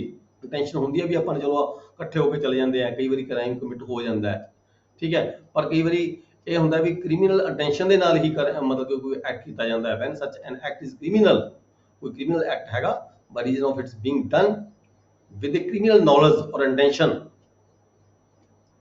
with a criminal knowledge or intention is done by several persons, each of such person who joins in the act with such knowledge or intention is liable for the act in the same manner as if the act were done by him alone with that knowledge or intention। ਜਦੋਂ ਸਾਰਿਆਂ ਦੀ intention ਇੱਕ ਹੋਵੇ, knowledge ਸਾਰਿਆਂ ਨੂੰ ਹੋਵੇ ਵੀ ਹਾਂ ਅਸੀਂ ਮਤਲਬ ਕਿ ਕ੍ਰਾਈਮ ਕਮਿਟ ਕਰ ਚੱਲੇ ਆ, ਉੱਥੇ ਕੋਈ ਵਿੱਚੋਂ ਉਸ ਬੰਦਿਆਂ ਦੇ ਵਿੱਚੋਂ ਕੋਈ ਇੱਕ ਵਿਅਕਤੀ ਇਹ ਨਹੀਂ ਕਹਿ ਸਕਦਾ ਵੀ ਮੇਰੀ ਤਾਂ ਇਹ ਟੈਨਸ਼ਨ ਹੀ ਨਹੀਂ ਸੀ, ਮੈਨੂੰ ਕੀ ਪਤਾ ਸੀ, ਮੈਂ ਤਾਂ ਇਹਨਾਂ ਬੰਦਿਆਂ ਦੇ ਨਾਲ ਚਲਾ ਗਿਆ ਇਕੱਠਾ ਹੋ ਕੇ, ਮੈਨੂੰ ਤਾਂ ਪਤਾ ਨਹੀਂ ਸੀ ਇਹਨਾਂ ਨੇ ਕੋਈ ਕ੍ਰਾਈਮ ਕਮਿਟ ਕਰਨਾ ਹੈਗਾ। ਕੋਈ ਵਿਅਕਤੀ ਉਹਨਾਂ ਵਿੱਚੋਂ ਇੱਕ ਅੱਧਾ ਵਿਅਕਤੀ ਕੋਈ ਜਾ ਕੇ ਇਸ ਗੱਲ ਦਾ ਬੈਨੀਫਿਟ ਨਹੀਂ ਲੈ ਸਕਦਾ, ਪਰ ਜਦੋਂ ਕਿਤੇ ਬੈਠ ਕੇ ਉਹਨਾਂ ਨੇ ਕਿਤੇ ਮੀਟਿੰਗ ਕੀਤੀ ਵੀ ਆਪਾਂ ਨੇ ਆਹ ਕ੍ਰਾਈਮ ਕਮਿਟ ਕਰਨਾ ਹੈ, ਸਾਰੇ ਹੀ ਬੰਦੇ ਉਸ ਜਿਹੜੀ ਕ੍ਰਿਮੀਨਲ, ਦੇਖੋ ਜਦੋਂ ਕੋਈ ਪਨਿਸ਼ਮੈਂਟ ਹੁੰਦੀ ਹੈ, ਪਨਿਸ਼ਮੈਂਟ ਦੇ ਵਿੱਚ ਦੇਖਿਆ ਜਾਂਦਾ ਹੈ ਵੀ ਇਹਦੀ ਇੰਟੈਂਸ਼ਨ ਕੀ ਸੀਗੀ ਇਸ ਵਿਅਕਤੀ ਦੀ, ਇਹ ਬੰਦੇ ਨੂੰ ਮਾਰਨਾ ਚਾਹੁੰਦਾ ਸੀ ਜਾਂ ਨਹੀਂ ਚਾਹੁੰਦਾ ਸੀਗਾ। ਇੰਟੈਂਸ਼ਨ ਦੇ ਨਾਲ ਇਹਦੀ ਸਜ਼ਾ ਫਿਕਸ ਹੁੰਦੀ ਹੈ। ਜੇ ਉਹ ਮਾਰਨਾ ਚਾਹੁੰਦਾ ਸੀਗਾ ਹੋਰ ਸਜ਼ਾ ਹੈ, ਜੇ ਉਹ ਮਾਰਨਾ ਤਾਂ ਚਾਹੁੰਦਾ ਨਹੀਂ ਸੀਗਾ ਪਰ ਉਹ ਤੋਂ ਅਚਾਨਕ ਉਹਨੂੰ ਪ੍ਰੋਵੋਕੇਸ਼ਨ ਕੀਤੀ ਗਈ, ਸਡਨ ਪ੍ਰੋਵੋਕੇਸ਼ਨ ਦੇ ਕਰਕੇ ਦੂਜੇ ਵਿਅਕਤੀ ਨੇ ਉਹਨੂੰ ਪ੍ਰੋਵੋਕ ਕਰਤਾ, ਗਾਲਾਂ ਕੱਢ ਦਿੱਤੀਆਂ, ਹੋਰ ਕਰ ਦਿੱਤਾ, ਕੁਛ ਐਸਾ ਕੁਛ ਕਹਿ ਦਿੱਤਾ ਜਿਹਦੇ ਕਰਕੇ ਉਹਦੇ ਤੋਂ ਉਹ ਕ੍ਰਾਈਮ ਕਮਿਟ ਹੋ ਗਿਆ, ਫਿਰ ਸਜ਼ਾ ਹੋਰ ਹੁੰਦੀ ਹੈ। ਇਸ ਕਰਕੇ ਜਿਹੜਾ ਸੈਕਸ਼ਨ 35 ਇਹਦੇ ਵਿੱਚ ਕਿਹਾ ਗਿਆ ਵੀ ਜੇ ਤੁਹਾਡੀ ਸਾਰਿਆਂ ਦੀ ਜਿਹੜੀ ਕਾਮਨ ਅਟੈਂਸ਼ਨ ਇੱਕ ਸੀਗੀ, ਤੁਸੀਂ ਕ੍ਰਾਈਮ ਕਮਿਟ ਕਰਨਾ ਸੀਗਾ, ਤਾਂ ਇਹ ਸਮਝਿਆ ਜਾਏਗਾ, ਇਹ ਸਮਝ ਕੇ ਸਜ਼ਾ ਕੀਤੀ ਜਾਏਗੀ ਹਰ ਬੰਦੇ ਨੂੰ ਵੀ ਉਸਨੇ ਉਹਨੂੰ ਉਸ ਪਰਟੀਕੂਲਰ ਵਿਅਕਤੀ ਨੂੰ ਵੀ ਇਸ ਕ੍ਰਾਈਮ ਕਮਿਟ ਕਰਨ ਦੀ ਨੌਲੇਜ ਸੀਗੀ, ਅਟੈਂਸ਼ਨ ਸੀ, ਉਹਨੇ ਮਾੜੀ ਅਟੈਂਸ਼ਨ ਦੇ ਨਾਲ ਹੀ ਜਿਹੜਾ ਇਹ ਕ੍ਰਾਈਮ ਕਮਿਟ ਕੀਤਾ ਹੈਗਾ। ਇਸ ਕਰਕੇ ਹਰ ਵਿਅਕਤੀ ਨੂੰ ਉਸ ਜਿਹੜੇ ਪਾਰਟ ਹੋਣਗੇ ਉਸ ਕ੍ਰਾਈਮ ਕਮਿਟ ਕਰਨ ਵੇਲੇ ਸਾਰੇ ਵਿਅਕਤੀ ਹੀ ਇਹ ਸਮਝਿਆ ਜਾਏਗਾ ਵੀ ਇਸ ਨੂੰ ਜਿਹੜੀ ਹੈਗੀ ਹੈ ਇਹ ਕ੍ਰਾਈਮ ਕਮਿਟ ਕਰਨ ਦੀ ਨੌਲੇਜ ਵੀ ਸੀਗੀ, ਇਹਦੀ ਕ੍ਰਾਈਮ ਕਮਿਟ ਕਰਨ ਦੀ ਇੰਟੈਂਸ਼ਨ ਵੀ ਸੀਗੀ। ਇਹ ਚੀਜ਼ ਦੇਖ ਕੇ ਹੀ ਉਹ ਜਿਹੜੀ ਸਜ਼ਾ ਹੈਗਾ ਨਿਯਤ ਕੀਤੀ ਜਾਏਗੀ। ਸੈਕਸ਼ਨ 36 ਹੈਗਾ, effect ਕਾਜ਼ਡ ਪਾਰਟਲੀ by act and partly ਬਾਈ ਓਮਿਸ਼ਨ। ਦੇਖੋ ਆਪਾਂ ਪਹਿਲਾਂ ਪੜ੍ਹ ਕੇ ਗਏ ਐਕਟ ਤੇ ਓਮਿਸ਼ਨ ਕੀ ਹੁੰਦੇ ਨੇ। ਮੈਂ ਦੱਸਿਆ ਸੀ ਤੁਹਾਨੂੰ, ਦੁਬਾਰਾ ਫਿਰ ਰਿਪੀਟ ਕਰ ਦਿੰਦੇ ਆ ਵੀ ਐਕਟ ਹੁੰਦਾ ਉਹ ਕੰਮ ਕੋਈ ਕ੍ਰਾਈਮ ਕਮਿਟ ਕਰ ਦਿੱਤਾ, ਉਹ ਹੋ ਗਿਆ ਐਕਟ। ਓਮਿਸ਼ਨ ਹੈ ਕੋਈ ਲੀਗਲੀ ਸੀ ਬਾਉਂਡ ਸੀ ਵੀ ਕੰਮ ਅਸੀਂ ਇਹ ਕਰਨਾ ਸੀਗਾ ਪਰ ਅਸੀਂ ਨਹੀਂ ਕੀਤਾ, ਨਹੀਂ ਕੀਤਾ। ਐਕਟ ਨਹੀਂ ਕੋਈ ਕੀਤਾ, ਜਿਹੜਾ ਕੰਮ ਕਰਨਾ ਸੀਗਾ ਉਹ ਨਹੀਂ ਕੀਤਾ। ਕਿਸੇ ਨੂੰ ਬੰਦੇ ਨੂੰ ਪਕੜ ਕੇ ਰੱਖਣਾ ਸੀ, ਮੰਨ ਲਓ ਸਾਡੀ ਜ਼ਿੰਮੇਵਾਰੀ ਸੀ, ਅਸੀਂ ਸਿਕਿਉਰਿਟੀ ਗਾਰਡ ਸੀਗੇ ਜਾਂ ਅਸੀਂ ਕਿਸੇ ਜੇਲ੍ਹ ਦੇ ਵਿੱਚ ਅਸੀਂ ਸਾਡੀ ਡਿਊਟੀ ਲੱਗੀ ਵੀ ਸੀ, ਇਸ ਬੰਦੇ ਨੂੰ ਅਸੀਂ ਜਾਣ ਨਹੀਂ ਦੇਣਾ, ਸਾਡੀ ਡਿਊਟੀ ਲਗਾਈ ਸੀ ਕਿਸੇ ਵਿਅਕਤੀ ਨੇ, ਅਸੀਂ ਕਿਸੇ ਨੂੰ ਲੈ ਕੇ ਆਏ ਸੀਗੇ ਜੇਲ੍ਹ ਦੇ ਵਿੱਚੋਂ ਕਿਸੇ ਕੋਰਟ ਦੇ ਵਿੱਚ ਪੇਸ਼ ਕਰਨ ਦੀ ਖਾਤਰ, ਠੀਕ ਹੈ। ਤੇ ਉੱਥੇ ਸਾਡੀ ਡਿਊਟੀ ਸੀ ਵੀ ਉਸ ਜਿਹੜਾ ਓਫੈਂਡਰ ਹੈ, ਉਹ ਸੌਰੀ ਜਿਹੜਾ ਉਹ ਅਕਿਊਜ਼ਡ ਹੈਗਾ ਉਸ ਨੂੰ ਅਸੀਂ ਕਨਫਾਈਨ ਕਰਕੇ ਰੱਖਣਾ ਸੀ, ਪਰ ਅਸੀਂ ਕਨਫਾਈਨ ਕਰਕੇ ਨਹੀਂ ਰੱਖਿਆ। ਅਸੀਂ ਪਰਾਂ ਨੂੰ ਕਰ ਲਿਆ ਵੀ ਭਾਜਾ ਤੋਂ ਨਿਕਲ ਜਾ, ਬਸ ਉਹਨੂੰ ਮਤਲਬ ਕਿ ਜਾਣ ਦਾ ਮੌਕਾ ਦਿੱਤਾ ਸੀ ਜਾਣ ਬੁੱਝ ਕੇ। ਉਹ ਸਾਡੀ ਹੈਗੀ ਹੈ ਓਮਿਸ਼ਨ, ਠੀਕ ਹੈ। ਇਫੈਕਟ ਕਾਜ਼ਡ ਪਾਰਟਲੀ ਬਾਈ ਐਕਟ, ਕੋਈ ਇਫੈਕਟ ਕੀਤਾ ਹੈ, ਕੋਈ ਕ੍ਰਾਈਮ ਕੀਤਾ ਹੈ, ਉਹਦੇ 'ਚ ਅੱਧਾ ਤਾਂ ਐਕਟ ਹੈ ਤੇ ਅੱਧੀ ਓਮਿਸ਼ਨ ਹੈ। ਅੱਧਾ ਐਕਟ ਹੈ ਤੇ ਅੱਧੀ ਓਮਿਸ਼ਨ ਹੈ। whenever the causing of certain effect or an attempt to cause that effect by an act or by an omission is an offense, ਇਹ offense ਹੋਏਗਾ। It is to be understood that the causing of that effect partly by an act or partly by an omission is same offense। ਬੇਸ਼ੱਕ ਉਹ omission ਕੀਤੀ ਹੋਵੇ, ਬੇਸ਼ੱਕ ਉਹ act ਕੀਤਾ ਹੋਵੇ, ਚਾਹੇ ਦੋਹੇ ਅੱਧੇ ਅੱਧੇ ਹੋਣ, ਪਰ ਉਸ ਨੂੰ offense ਦੀ ਪਰਿਭਾਸ਼ਾ 'ਚ ਗਿਣਾਂਗੇ। ਸੁਣੋ ਇਹਦੀ ਐਗਜ਼ਾਮਪਲ ਹੈ ਅੱਗੇ। ਇਹ ਇੰਟੈਂਸ਼ਨਲੀ ਕਾਜ਼ਸ ਜ਼ੈਡਸ ਡੈਥ, ਇਹਦੀ ਇੰਟੈਂਸ਼ਨ ਸੀਗੀ ਜ਼ੈਡ ਨੂੰ ਮਾਰਨ ਦੀ। ਇਹ ਇੰਟੈਂਸ਼ਨਲੀ ਕਾਜ਼ਸ ਜ਼ੈਡਸ death partly by illegally omitting to give Z food and partly by beating Z. ਕੀ ਕਰਦਾ ਉਹ? ਇੱਕ ਤਾਂ ਉਹਨੂੰ ਫੂਡ ਨਹੀਂ ਦਿੰਦਾ, illegally omitting to give Z food, ਉਹਨੂੰ ਫੂਡ ਨਹੀਂ ਖਾਣ ਲਈ ਦਿੰਦਾ, ਮਤਲਬ ਕਿ ਉਹਨੇ ਮਾਰਿਆ ਤਾਂ ਉਸ ਨੂੰ ਹੈ ਨਹੀਂ ਗਿਆ। ਅੱਧਾ ਕੀ ਹੈ? ਪਾਰਟਲੀ ਬਾਈ ਬੀਟਿੰਗ ਜ਼ੈਡ, ਕੁਛ ਉਹਨੂੰ ਮਾਰਦਾ ਵੀ ਹੈ, ਕੁੱਟਦਾ ਵੀ ਹੈ, ਜ਼ੈਡ ਦੀ ਮੌਤ ਹੋ ਜਾਂਦੀ ਹੈ, ਠੀਕ ਹੈ। ਇਹ ਹੈਜ਼ ਕਮਿਟਡ ਮਰਡਰ, ਇਹਨੇ ਮਰਡਰ ਕਮਿਟ ਕੀਤਾ। ਦੋ ਤਰੀਕੇ ਨਾਲ ਕੀਤਾ ਇਹ ਮਰਡਰ। ਇੱਕ ਤਾਂ ਉਹਨੂੰ ਖਾਣ ਲਈ ਖਾਣਾ ਨਹੀਂ, ਖਾਣ ਲਈ ਫੂਡ ਨਹੀਂ ਦਿੱਤਾ, ਓਮਿਟ ਕਰਤਾ, ਚਾਹੇ ਉਹ ਇਲੀਗਲੀ ਤੌਰ ਤੇ ਓਮਿਟ ਕਰਤਾ, ਠੀਕ ਹੈ। ਜਿਹਨੂੰ ਪਤਾ ਸੀ ਮੈਂ ਇਹਨੂੰ ਫੂਡ ਨਹੀਂ ਦੇਵਾਂਗਾ ਤਾਂ ਇਹ ਮਰੇਗਾ, ਭੁੱਖਾ ਹੋ ਕੇ ਮਰੇਗਾ, ਤੇ ਕੁਛ ਉਹਨੂੰ ਕੁੱਟਿਆ ਮਾਰਿਆ, ਉਹਦਾ ਮਰਡਰ ਹੋ ਗਿਆ, ਠੀਕ ਹੈ ਜੀ। ਇਹ ਇੱਥੇ ਜਿਹੜਾ ਹੈਗਾ ਉਹ ਮਰਡਰ ਕਰਨ ਦੇ ਲਈ ਜਿਹੜਾ ਹੈਗਾ ਲਾਇਬਲ ਹੈਗਾ, ਪਨਿਸ਼ੇਬਲ ਹੈਗਾ। 37 ਕੀ ਹੈ? Cooperation by doing one of several acts constituting an offence. One of several acts, ਕਈ ਕੰਮ ਹੁੰਦੇ ਨੇ, ਇਦਾਂ ਦੇ ਐਕਟ ਹੁੰਦੇ ਨੇ, ਕ੍ਰਿਮੀਨਲ ਐਕਟ ਹੁੰਦੇ ਨੇ, ਜਿਹਦੇ ਵਿੱਚ ਇਹ ਵੀ ਉਹ ਕਈ ਤਰ੍ਹਾਂ ਦੇ ਕੰਮ ਹੁੰਦੇ ਨੇ ਕੀਤੇ ਜਾਂਦੇ। ਇੱਕ ਹੁੰਦਾ, ਦੋ ਹੁੰਦਾ, ਤਿੰਨ ਹੁੰਦਾ, ਸਾਰੇ ਕਿਸੇ ਆਫੈਂਸ ਨੂੰ ਮਤਲਬ ਕਰਨ ਦੀ ਖਾਤਰ ਵਨ ਆਫ ਸੈਵਰਲ ਐਕਟਸ ਵੀ ਹੋ ਸਕਦੇ ਨੇ। ਵੈਨ ਐਨ ਆਫੈਂਸ, ਜਦੋਂ ਸਾਰਿਆਂ ਦੀ ਸਾਡੀ ਕੋਆਪਰੇਸ਼ਨ ਹੋਵੇ, ਕੁਝ ਬੰਦਿਆਂ ਦੀ ਕੋਆਪਰੇਸ਼ਨ ਇਕੱਠੀ ਹੋਵੇ, ਇੱਕ ਕੰਮ ਇੱਕ ਨੇ ਕਰਨਾ, ਦੂਜਾ ਕੰਮ ਦੂਜੇ ਨੇ ਕਰਨਾ, ਤੀਜਾ ਕੰਮ ਤੀਜੇ ਨੇ ਕਰਨਾ, ਪਰ ਕ੍ਰਾਈਮ ਤਾਂ ਕਮਿਟ ਕਰਨਾ ਹੈ, ਤਾਂ ਸਾਰੇ ਹੀ ਇਕੁਅਲੀ ਰਿਸਪੌਂਸੀਬਲ ਹੋਣਗੇ ਉਸ ਜਿਹੜਾ ਆਫੈਂਸ ਕਮਿਟ ਕੀਤਾ ਹੈ। ਕੋਈ ਇਹ ਨਹੀਂ ਕਹਿ ਸਕਦਾ ਮੈਂ ਤਾਂ ਸਿਰਫ ਆਹ ਕੰਮ ਕੀਤਾ ਸੀ, ਮੈਂ ਤਾਂ ਸਿਰਫ ਆਹ ਕੰਮ ਕੀਤਾ ਸੀ, ਮੈਂ ਦੂਜਾ ਕੰਮ ਕੀਤਾ ਸੀ, ਮੈਂ ਤੀਜਾ ਕੰਮ ਕੀਤਾ ਸੀ, ਮੇਰੇ ਤੇ ਜਿਹੜਾ ਮਰਡਰ ਹੈ ਉਹ ਮੇਰੇ ਦੇ ਉੱਪਰ ਮੈਂ ਪਨਿਸ਼ੇਬਲ ਨਹੀਂ ਹੈਗਾ। ਪਰ ਨਹੀਂ, ਇੱਥੇ ਕਹੇਗਾ ਵੀ ਜਿਹੜੀ ਕੋਆਪਰੇਸ਼ਨ ਹੈ ਉਹ ਸਾਰਿਆਂ ਦੀ ਕੋਆਪਰੇਸ਼ਨ ਸੀ ਜਿਨ੍ਹਾਂ ਨੇ ਮਤਲਬ ਕਿ ਆਫੈਂਸ ਕਮਿਟ ਕੀਤਾ ਹੈ। Cooperation by doing one of several acts constituting an offence, ਉਹ ਸਾਰਿਆਂ ਉੱਪਰ ਹੀ ਲਾਗੂ ਹੋਏਗੀ। when an offense is committed by means of several acts, whoever intentionally cooperates in the commission of an offense by doing any one of those acts either singly or jointly with any other person commits that offense। सारी equally ਜਿਹੜੇ ਹੈਗੇ ਨੇ ਉਹਦੇ liability ਬਣੇਗੀ, ਸਾਰੇ ਪਨਿਸ਼ੇਬਲ ਹੋਣਗੇ। ਇਹਦੀ ਇੱਕ ਐਗਜ਼ਾਮਪਲ ਦਿੱਤੀ ਗਈ ਹੈ। A and B agrees to murder Z, A ਤੇ B ਐਗਰੀ ਹੋ ਕੇ Z ਨੂੰ ਮਰਡਰ ਕਰਨਾ ਚਾਹੁੰਦੇ ਆ। A and B agrees to murder Z by severally and at different times giving him small doses of the poison। severally and different times, ਵੱਖਰੇ ਵੱਖਰੇ ਸਮੇਂ ਤੇ ਕੋਈ ਛੋਟੀ ਛੋਟੀ ਡੋਜ਼ ਦੇ ਕੇ ਉਹਨੂੰ ਪੋਇਜ਼ਨ ਦੀ, ਠੀਕ ਹੈ। A and B administer the poison according to the agreement, ਦੋਨੋਂ ਦਾ ਜਿਹੜਾ ਐਗਰੀਮੈਂਟ ਹੋਇਆ ਸੀ, ਕਦੇ A ਨੇ ਡੋਜ਼ ਦੇਤੀ, ਕਦੇ B ਨੇ ਡੋਜ਼ ਦੇਤੀ ਪੋਇਜ਼ਨ ਦੀ, ਜਿੱਥੇ ਵੀ ਕਿਤੇ ਉਹ ਬੰਦਾ ਆਉਂਦਾ ਜਾਂਦਾ ਸੀਗਾ ਵਿਦ ਇੰਟੈਂਟ ਟੂ ਮਰਡਰ, ਨੂੰ ਮਾਰਨ ਦੀ ਖਾਤਰ। Z dies, Z ਦੀ ਮੌਤ ਹੋ ਜਾਂਦੀ ਹੈ।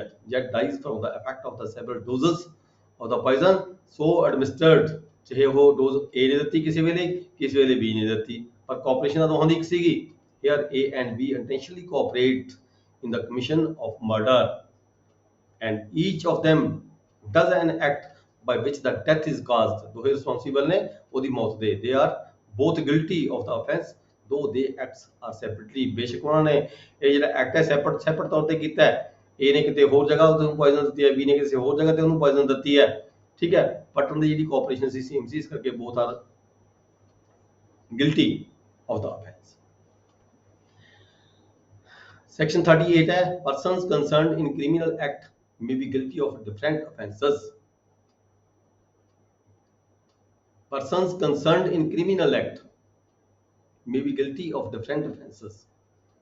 Offense different होंगे, चाहे इतनी गल की गई है, where several persons are engaged or concerned in the commission of a criminal act, they may be guilty of different offences by means of that act.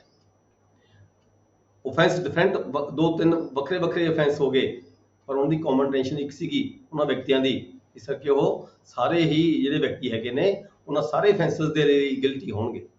ਜਿਵੇਂ ਕਿ ਸੁਣੋ, एग्जाम्पल है बहुत इंपॉर्टेंट है, A attacks Z under such circumstances,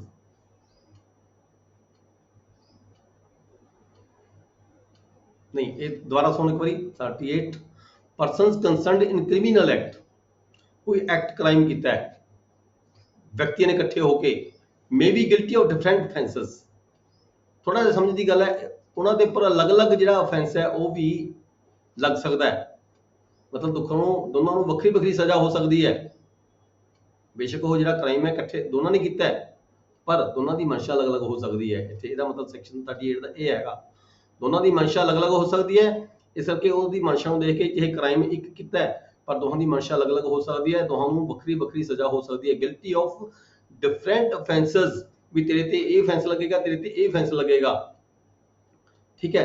example तो समझोगे तुसी, A attacks Z under such circumstances of grave provocation that his killing of Z, A attack करता है Z दे ऊपर, कादे लिए करता है, क्यों करता है, ग्रेव प्रोवोकेशन, ਉਹਨੂੰ ਉਸਨੇ कोई मंदा चंगा बोलिया, Z ने गालां ਕੱਢੀਆਂ, कुछ भी कहा, मंदा चंगा बोलिया, कोई ऐसे वर्ड कहते ਜਿਹੜੇ ਇਹ ਤੋਂ ਸਹਿਨ ਨਹੀਂ ਹੋਏ, ਉਹਨੇ ਉਹਦੇ ਉੱਪਰ ਅਟੈਕ ਕਰ ਦਿੱਤਾ,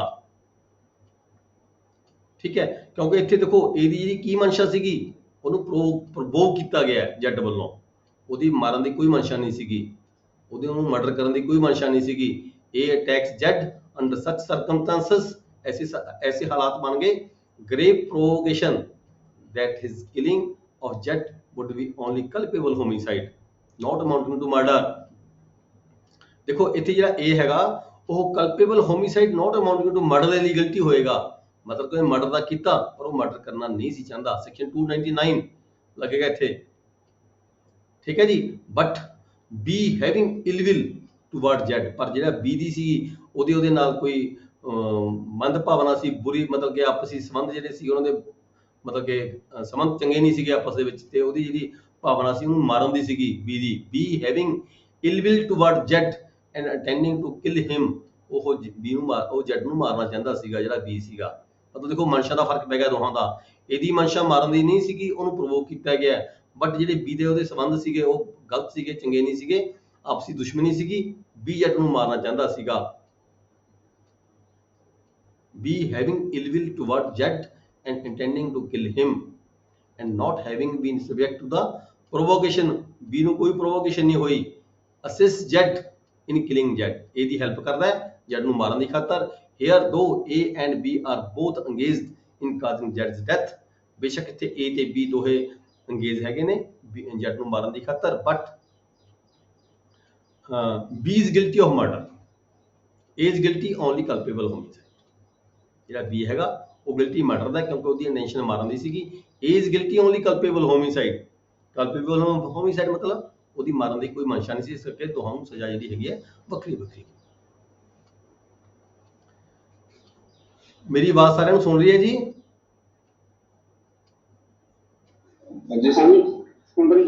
थोड़ा हंगारा भरदा करो जी, मैनूं पता नहीं चलदा भी किते मैं बोली जावां तुहानूं कुछ पता ना लगे। ओके ओके ओके,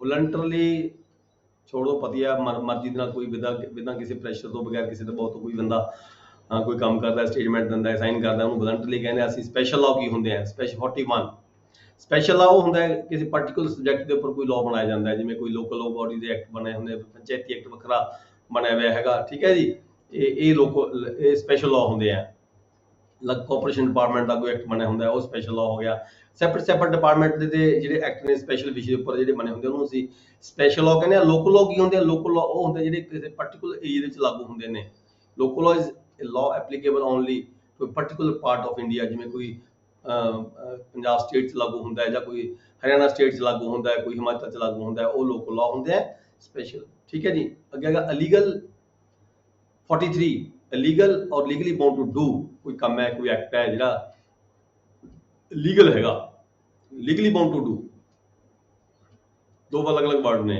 ਜੋ ਕੋਈ ਕੰਮ ਅਸੀਂ ਨਹੀਂ ਕਰਨਾ ਉਹ ਅਸੀਂ ਕਰਤਾ ਉਹ ਇਲੀਗਲ ਹੋ ਗਿਆ ਜਿਹੜਾ ਲੀਗਲੀ ਬਾਉਂਡ ਟੂ ਡੂ ਜੇ ਅਸੀਂ ਕੋਈ ਕੰਮ ਕਰਦੇ ਲਈ ਲੀਗਲੀ ਤੌਰ ਤੇ ਬਾਉਂਡ ਆ ਪਰ ਅਸੀਂ ਨਹੀਂ ਕਰਦੇ ਇਲੀਗਲ ਟੂ ਅਸੀਂ ਓਮਿਟ ਕਰ ਜਾਂਦੇ ਆ ਜਿਵੇਂ ਪਹਿਲਾਂ ਦੱਸਿਆ ਸੀ ਤੁਹਾਨੂੰ ਲੀਗਲੀ ਬਾਉਂਡ ਟੂ ਡੂ ਅਸੀਂ ਰਖਵਾਲੀ ਕਰਨ ਦੀ ਸਾਨੂੰ ਕੋਈ ਕਨਫਾਈਨਮੈਂਟ ਕਿਸੇ ਬੰਦੇ ਨੂੰ ਰੋਕ ਕੇ ਰੱਖਣ ਦੀ ਸਾਨੂੰ ਮਤਲਬ ਕਿ ਅਸੀਂ ਬਾਉਂਡ ਆ ਪਰ ਅਸੀਂ ਨਹੀਂ ਰੋਕਦੇ ਉਹ ਹੈਗਾ ਲੀਗਲੀ ਬਾਉਂਡ ਟੂ ਡੂ ਅਸੀਂ ਕਰਨੇ ਆ ਸਾਡੀ ਜ਼ਿੰਮੇਵਾਰੀ ਹੁੰਦੀ ਹੈ ਪਰ ਅਸੀਂ ਨਹੀਂ ਕਰਦੇ ਹੈਗੇ ਇੰਜਰੀ ਸਾਰਿਆਂ ਨੂੰ ਪਤਾ ਹੀ ਹੈ ਤੁਹਾਨੂੰ ਇੰਜਰੀ ਕੀ ਡਿਨੋਟਸ ਐਨੀ ਹਾਰਮ ਵਟਐਵਰ ਬੋਡੀ ਨੂੰ ਮਾਈਂਡ ਨੂੰ ਰੈਪੂਟੇਸ਼ਨ ਨੂੰ ਕੋਈ ਪ੍ਰੋਪਰਟੀ ਨੂੰ ਕਿਸੇ ਦੀ ਇਹ ਸਾਰੀ ਇੰਜਰੀ ਕੋਈ ਜ਼ਰੂਰੀ ਨਹੀਂ ਵੀ ਇਕੱਲੇ ਹਿਊਮਨ ਬੋਡੀ ਨੂੰ ਹੀ ਇੰਜਰੀ ਹੋਵੇ ਉਹਦੇ ਦਿਮਾਗ ਤੇ ਕੋਈ ਐਸੀ ਗੱਲ ਕਹਿ ਦਿੱਤੀ ਹੋਵੇ ਉਹਦੀ ਰੈਪੂਟੇਸ਼ਨ ਦੇ ਖਿਲਾਫ ਉਹਦੀ ਪ੍ਰੋਪਰਟੀ ਦਾ ਕੋਈ ਨੁਕਸਾਨ ਕਰਤਾ ਹੋਵੇ it is also injury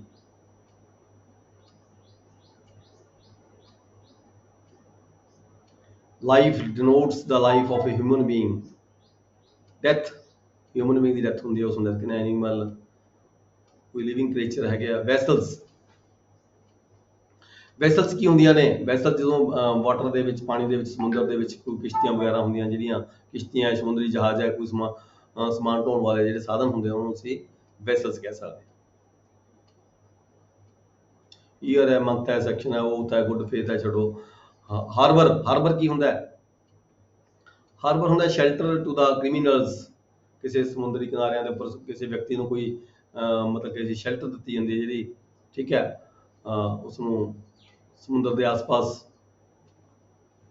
harbour includes the supplying a person with shelter ਕੋਈ ਵਿਅਕਤੀ ਇੱਧਰ ਉੱਧਰ ਕਰ ਦਿੱਤੇ ਜਿਵੇਂ ਆਪਾਂ ਦੇਖਦੇ ਹਾਂ ਬਾਹਰਲੇ ਬੰਦੇ ਬਾਹਰ ਲੈ ਕੇ ਜਾਂਦੇ ਆ ਸਮੁੰਦਰਾਂ ਦੇ ਰਾਹੀਂ ਲੈ ਕੇ ਜਾਂਦੇ ਆ ਠੀਕ ਹੈ ਉਹਨਾਂ ਨੂੰ ਛੁਪਾ ਕੇ ਕਿਤੇ ਰੱਖਿਆ ਸਰ ਐਕਸਕਿਊਜ਼ ਮੀ ਹਾਂਜੀ ਸਰ ਇੱਕ 44 ਸੈਕਸ਼ਨ ਦੇ ਵਿੱਚ ਆ ਜਿਹੜਾ ਆਪਾਂ ਦੇਖ ਰਹੇ ਹਾਂ ਜੀ ਇਹਦੇ ਚ ਪੰਜਾਬੀ ਤੇ ਇੰਗਲਿਸ਼ ਦੋਨਾਂ ਚ ਇਹਦੇ ਚ ਸੈਕਸ਼ਨ 155 ਲਿਖਿਆ ਉਹਦੇ ਚ ਸੈਕਸ਼ਨ 153 ਲਿਖਿਆ ਇਹ ਕਲੀਅਰ ਹੈ ਕਿਹੜਾ ਜੀ ਵੈਸੇ ਦੋਨਾਂ ਕਿਹੜੇ ਸੈਕਸ਼ਨ ਦੀ ਗੱਲ ਕਰਦੇ ਹੋ ਆ 44 ਦੇ ਵਿੱਚ ਪੜ੍ਹ ਰਹੇ ਹਾਂ ਜੀ ਇਹਦੇ 44 ਪੜੋ ਕੀ ਹੈ ਜਰਾ ਪੜੋ ਇਹਦੇ ਸੈਕਸ਼ਨ 153 ਤੇ ਸੈਕਸ਼ਨ 130 ਵਿੱਚ ਲਿਖਤ ਤੋਂ ਇਹਦੇ ਵਿੱਚ ਹੈ ਐਕਸਪੈਕਟਡ ਸੈਕਸ਼ਨ 157 ਤੇ 57 ਐਂਡ 53 ਹੈ ਜੀ ਸੈਕਸ਼ਨ 44 ਦੀ ਪਰਿਭਾਸ਼ਾ ਕੀ ਹੈ ਜਰਾ ਪੜੋ ਜਰਾ ਕੀ ਹੈ ਇਹ ਪੰਜਾਬੀ ਤੇ ਇੰਗਲਿਸ਼ ਦੋਨਾਂ ਚ ਆਪਾਂ ਇਹ ਲਿਖਿਆ ਇੱਕ ਪਾਸੇ ਲਿਖਿਆ ਜੀ ਸੈਕਸ਼ਨ 100 ਨਹੀਂ ਤੁਸੀਂ ਸੈਕਸ਼ਨ 44 ਕੀ ਕਹਿੰਦਾ ਜੀ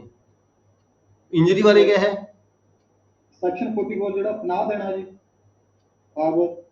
ਹਾਰਬਰ 44 ਨਹੀਂ ਹੈ 54 ਕਹੋ 52A ਹੈ ਇਹ ਹਾਂ 52A ਜੀ ਹਾਂਜੀ ਤੁਸੀਂ 44 ਕਹੀ ਜਾਂਦੇ ਹੋ ਨਹੀਂ ਜੀ ਨਹੀਂ 52A ਇਹਦੇ ਵਿੱਚ ਸੈਕਸ਼ਨ 153 ਹੈ ਜਿਹੜਾ 157 ਸੈਕਸ਼ਨ ਹੈ 157 ਐਕਸੈਪਟਿੰਗ ਸੈਕਸ਼ਨ 50 ਇਹ ਛੱਡੋ ਕੋਈ ਖਾਸ ਮੈਟਰ ਨਹੀਂ ਕਰਦਾ ਠੀਕ ਹੈ accepting section 157 and in section 130 in the case in which the harbor is given by the wife ਇਹ ਪਤਾ ਕੀ ਕਹਿੰਦਾ ਹੈ ਜੇ ਕੋਈ ਇਹ ਵਾਈਫ ਔਰ ਹਸਬੈਂਡ ਦੀ ਗੱਲ ਕੀਤੀ ਗਈ ਹੈ ਵਾਈਫ ਔਰ ਹਸਬੈਂਡ ਦਾ ਮਤਲਬ ਕੀ ਹੈ ਇੱਥੇ ਵਾਈਫ ਔਰ ਹਸਬੈਂਡ ਦਾ ਮਤਲਬ ਹੈ ਜੇ ਹੁਣ ਕਿਸੇ ਦੇ ਘਰ ਦੇ ਵਿੱਚ ਕੋਈ ਵਿਅਕਤੀ ਵੜ ਜਾਂਦਾ ਹੈ ਉਹਦੀ ਵਾਈਫ ਆਪਣੇ ਹਸਬੈਂਡ ਨੂੰ ਲੁਕੋ ਲਾਉਂਦੀ ਹੈ ਉਹਦੇ ਹਸਬੈਂਡ ਨੂੰ ਕੋਈ ਸੱਟ ਫੇਟ ਮਾਰਨ ਦੀ ਖਤਰ ਆਂਦਾ ਹੈ ਠੀਕ ਹੈ ਉੱਥੇ ਇਸ ਨੂੰ ਅਸੀਂ ਹਾਰਬੋਰ ਨਹੀਂ ਕਹਿ ਸਕਦੇ ਵੀ ਪਨਾਹ ਦਿੱਤੀ ਇੱਕ ਵਾਈਫ ਆਪਣੇ ਹਸਬੈਂਡ ਨੂੰ ਪਨਾਹ ਨਹੀਂ ਦਿੰਦੀ ਉਹਦੀ ਲੀਗਲ ਉਹਦੀ ਜ਼ਿੰਮੇਵਾਰੀ ਬਣ ਜਾਂਦੀ ਹੈ ਠੀਕ ਹੈ ਇਸੇ ਤਰੀਕੇ ਜੇ ਕੋਈ ਕਿਸੇ ਦੀ ਵਾਈਫ ਨੂੰ ਕੋਈ ਨੁਕਸਾਨ ਪਹੁੰਚਾਉਣ ਦੀ ਖਾਤਰ ਕੋਈ ਕਰਦਾ ਕੋਈ ਇਦਾਂ ਦੀ ਕਾਰਵਾਈ ਕਰਦਾ ਹੈਗਾ ਉਹ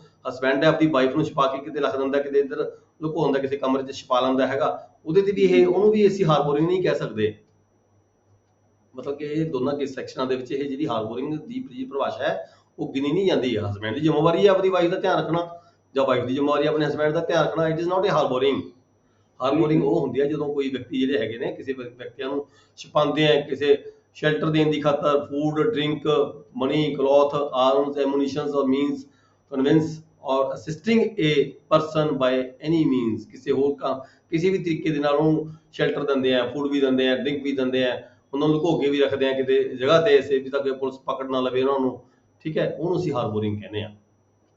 ਮਤਲਬ ਕਿ ਹਸਬੈਂਡ ਵਾਈਫ ਤੇ ਲਾਗੂ ਨਹੀਂ ਹੁੰਦੀ ਹਾਰਬੋਰਿੰਗ ਦਾ ਮਤਲਬ ਕਹਿਣ ਦਾ ਇਹ ਹੈ। ਇਹ ਸੈਕਸ਼ਨ 157 ਹੈ, 130 ਹੈ, ਉਹ ਜਦੋਂ ਤੁਸੀਂ ਆਪਾਂ ਪੜਾਂਗੇ ਤੁਹਾਨੂੰ ਅੱਗੇ ਸਮਝ ਆ ਜਾਏਗਾ ਆਪਣੇ ਆਪ ਹੀ। Thank you.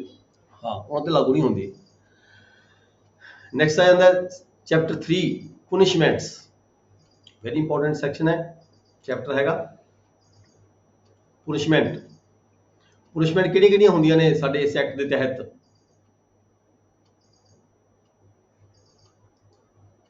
offenders ਕੌਣ ਹੈ ਜਿਹਨੇ offense commit ਕੀਤਾ ਹੁੰਦਾ ਹੈ, ਠੀਕ ਹੈ, are liable under the provisions of this code। ਇਸ ਕੋਡ ਦੀ provision ਦੇ ਤਹਿਤ ਕੀ ਹੈ, ਉਸ ਨੂੰ ਫਸਟ ਸਭ ਤੋਂ ਵੱਡੀ ਜਿਹੜੀ ਸਜ਼ਾ ਹੈਗੀ ਹੈ, ਫਸਟ ਉਹ ਡੈਥ ਹੈਗੀ ਹੈ, ਡੈਥ ਦੀ ਪਨਿਸ਼ਮੈਂਟ ਵੀ ਕੀਤੀ ਜਾ ਸਕਦੀ ਹੈ। ਫਿਰ ਦੂਜੀ ਆ ਜਾਂਦੀ ਹੈ ਸੈਕੰਡਲੀ ਇੰਪ੍ਰਿਜ਼ਨਮੈਂਟ ਫॉर ਲਾਈਫ, ਉਮਰ ਕੈਦ ਕੀਤੀ ਜਾ ਸਕਦੀ ਹੈ। ਫਿਰ ਫੋਰਥਲੀ ਹੈ, ਥਰਡ ਹੈਗੀ ਹੈ, ਉਹ ਮਿਟ ਹੋ ਚੁੱਕੀ ਹੈ। ਫੋਰਥਲੀ ਤੌਰ ਤੇ ਹੈਗਾ ਇੰਪ੍ਰਿਜ਼ਨਮੈਂਟ ਆਫ ਵਿਚ ਟੂ ਡਿਸਕ੍ਰਿਪਸ਼ਨਸ, ਉਮਰ ਕੈਦ ਤੋਂ ਬਾਅਦ ਤੀਜੀ ਸਜ਼ਾ ਕਿਹੜੀ ਹੈ, ਉਹ ਕਿਸੇ ਵੀ ਟਰਮ ਦੀ ਹੋ ਸਕਦੀ ਹੈ, 5 ਸਾਲ ਦੀ, 7 ਸਾਲ ਦੀ, 10 ਸਾਲ ਦੀ, ਪਰ ਉਹਦੇ ਵਿੱਚ ਵੀ ਦੋ ਤਰ੍ਹਾਂ ਦੀਆਂ ਸਜ਼ਾਵਾਂ ਹੁੰਦੀਆਂ ਨੇ। ਇੱਕ ਹੁੰਦੀ ਹੈ rigorous, that is with hard labour, ਇਹਨੂੰ ਅਸੀਂ ਜਿੱਥੇ ਹਾਰਡ ਲੇਬਰ ਨਾਲ ਕਰਾਈ ਜਾਵੇ ਤੇ ਨਾਲ ਸਜ਼ਾ ਦਿੱਤੀ ਜਾਵੇ ਉਸ ਵਿਅਕਤੀ ਨੂੰ, ਉਹ ਹੋਗੀ ਰੀਗਰਸ ਇੰਪ੍ਰਿਜ਼ਨਮੈਂਟ। ਤੇ ਦੂਜੀ ਹੁੰਦੀ ਹੈ ਬਿਨਾਂ ਹਾਰਡ ਲੇਬਰ ਤੋਂ, ਉਹ ਹੁੰਦੀ ਹੈ ਸਿੰਪਲ ਇੰਪ੍ਰਿਜ਼ਨਮੈਂਟ। ਪਹਿਲੀ ਡੈਥ ਹੋ ਗਈ, ਦੂਜੀ ਇੰਪ੍ਰਿਜ਼ਨਮੈਂਟ ਫॉर ਲਾਈਫ ਹੋ ਗਈ, ਤੀਜੀ ਇੰਪ੍ਰਿਜ਼ਨਮੈਂਟ ਹੈਗੀ ਹੈ, ਉਹ ਦੋ ਤਰ੍ਹਾਂ ਦੀ ਹੁੰਦੀ ਹੈ, ਰੀਗਰਸ ਵੀ ਹੁੰਦੀ ਹੈ ਤੇ ਦੂਜੀ ਸਿੰਪਲ ਵੀ ਹੁੰਦੀ ਹੈ। ਫਿਰ ਚੌਥੀ ਪੰਜਵੀਂ ਕੀ ਹੈਗੀ ਹੈ, ਫॉरफीचर ਆਫ ਪ੍ਰਾਪਰਟੀ, ਕਿਸੇ ਦੀ ਪ੍ਰਾਪਰਟੀ ਨੂੰ ਜ਼ਬਤ ਕਰ ਲੈਣਾ, ਕਿਸੇ ਅਫੈਂਡਰ ਦੀ ਪ੍ਰਾਪਰਟੀ ਨੂੰ ਜ਼ਬਤ ਕਰ ਲੈਣਾ, ਇਹ ਵੀ ਇੱਕ ਤਰ੍ਹਾਂ ਦੀ ਸਜ਼ਾ ਹੈਗੀ ਹੈ, ਪਨਿਸ਼ਮੈਂਟ ਹੈਗੀ ਹੈ। ਛੇਵੀਂ ਹੈਗੀ ਹੈ ਫਾਈਨ ਕਰ ਦੇਣਾ, ਕਿਸੇ ਵਿਅਕਤੀ ਨੂੰ ਸਜ਼ਾ ਨਾ ਕਰਨਾ ਪਰ ਸਿੰਪਲ ਕੱਲਾ ਫਾਈਨ ਕਰ ਦੇਣਾ, ਇਹ ਵੀ ਇੱਕ ਪਨਿਸ਼ਮੈਂਟ ਹੈਗੀ ਹੈ। ਯਾਨੀ ਕਿ 6 ਤਰ੍ਹਾਂ ਦੀਆਂ ਪਨਿਸ਼ਮੈਂਟ ਦਿਖਾਈਆਂ ਗਈਆਂ ਨੇ। ਨੈਕਸਟ ਆ ਗਿਆ 53A construction of reference to the transportation. ਇੱਥੇ ਟਰਾਂਸਪੋਰਟੇਸ਼ਨ ਦਾ ਜਿਹੜਾ ਵਰਡ ਹੈਗਾ ਉਹ ਪੁਰਾਣਾ ਐਕਟ ਹੁੰਦਾ ਸੀਗਾ, ਉਹਦੇ ਵਿੱਚ ਜਿਹੜੀ ਟਰਾਂਸਪੋਰਟੇਸ਼ਨ ਦਾ ਵਰਡ ਯੂਜ਼ ਕੀਤਾ ਜਾਂਦਾ ਸੀ, ਪਰ ਹੁਣ ਉਸ ਵਰਡ ਨੂੰ ਟਰਾਂਸਪੋਰਟੇਸ਼ਨ ਦੀ ਥਾਂ ਤੇ ਜਿਹੜਾ ਹੈਗਾ ਇੰਪ੍ਰਿਜ਼ਨਮੈਂਟ ਯੂਜ਼ ਕੀਤੀ ਜਾਂਦੀ, ਜਿਵੇਂ ਪਹਿਲਾਂ ਕਿਤੇ ਪੁਰਾਣੇ ਐਕਟ ਦੇ ਵਿੱਚ ਯੂਜ਼ ਕੀਤਾ ਗਿਆ ਸੀਗਾ ਟਰਾਂਸਪੋਰਟੇਸ਼ਨ ਫॉर ਲਾਈਫ, ਯਾਨੀ ਕਿ ਹੁਣ ਉਸ ਵਰਡ ਨੂੰ ਅਸੀਂ ਯੂਜ਼ ਕਰਦੇ ਹਾਂ ਇੰਪ੍ਰਿਜ਼ਨਮੈਂਟ ਫॉर ਲਾਈਫ। ਟਰਾਂਸਪੋਰਟੇਸ਼ਨ ਨੂੰ ਇੰਪ੍ਰਿਜ਼ਨਮੈਂਟ ਦੀ ਥਾਂ ਤੇ ਯੂਜ਼ ਕੀਤਾ ਗਿਆ ਪਿਛਲੇ ਐਕਟਾਂ ਦੇ ਵਿੱਚ।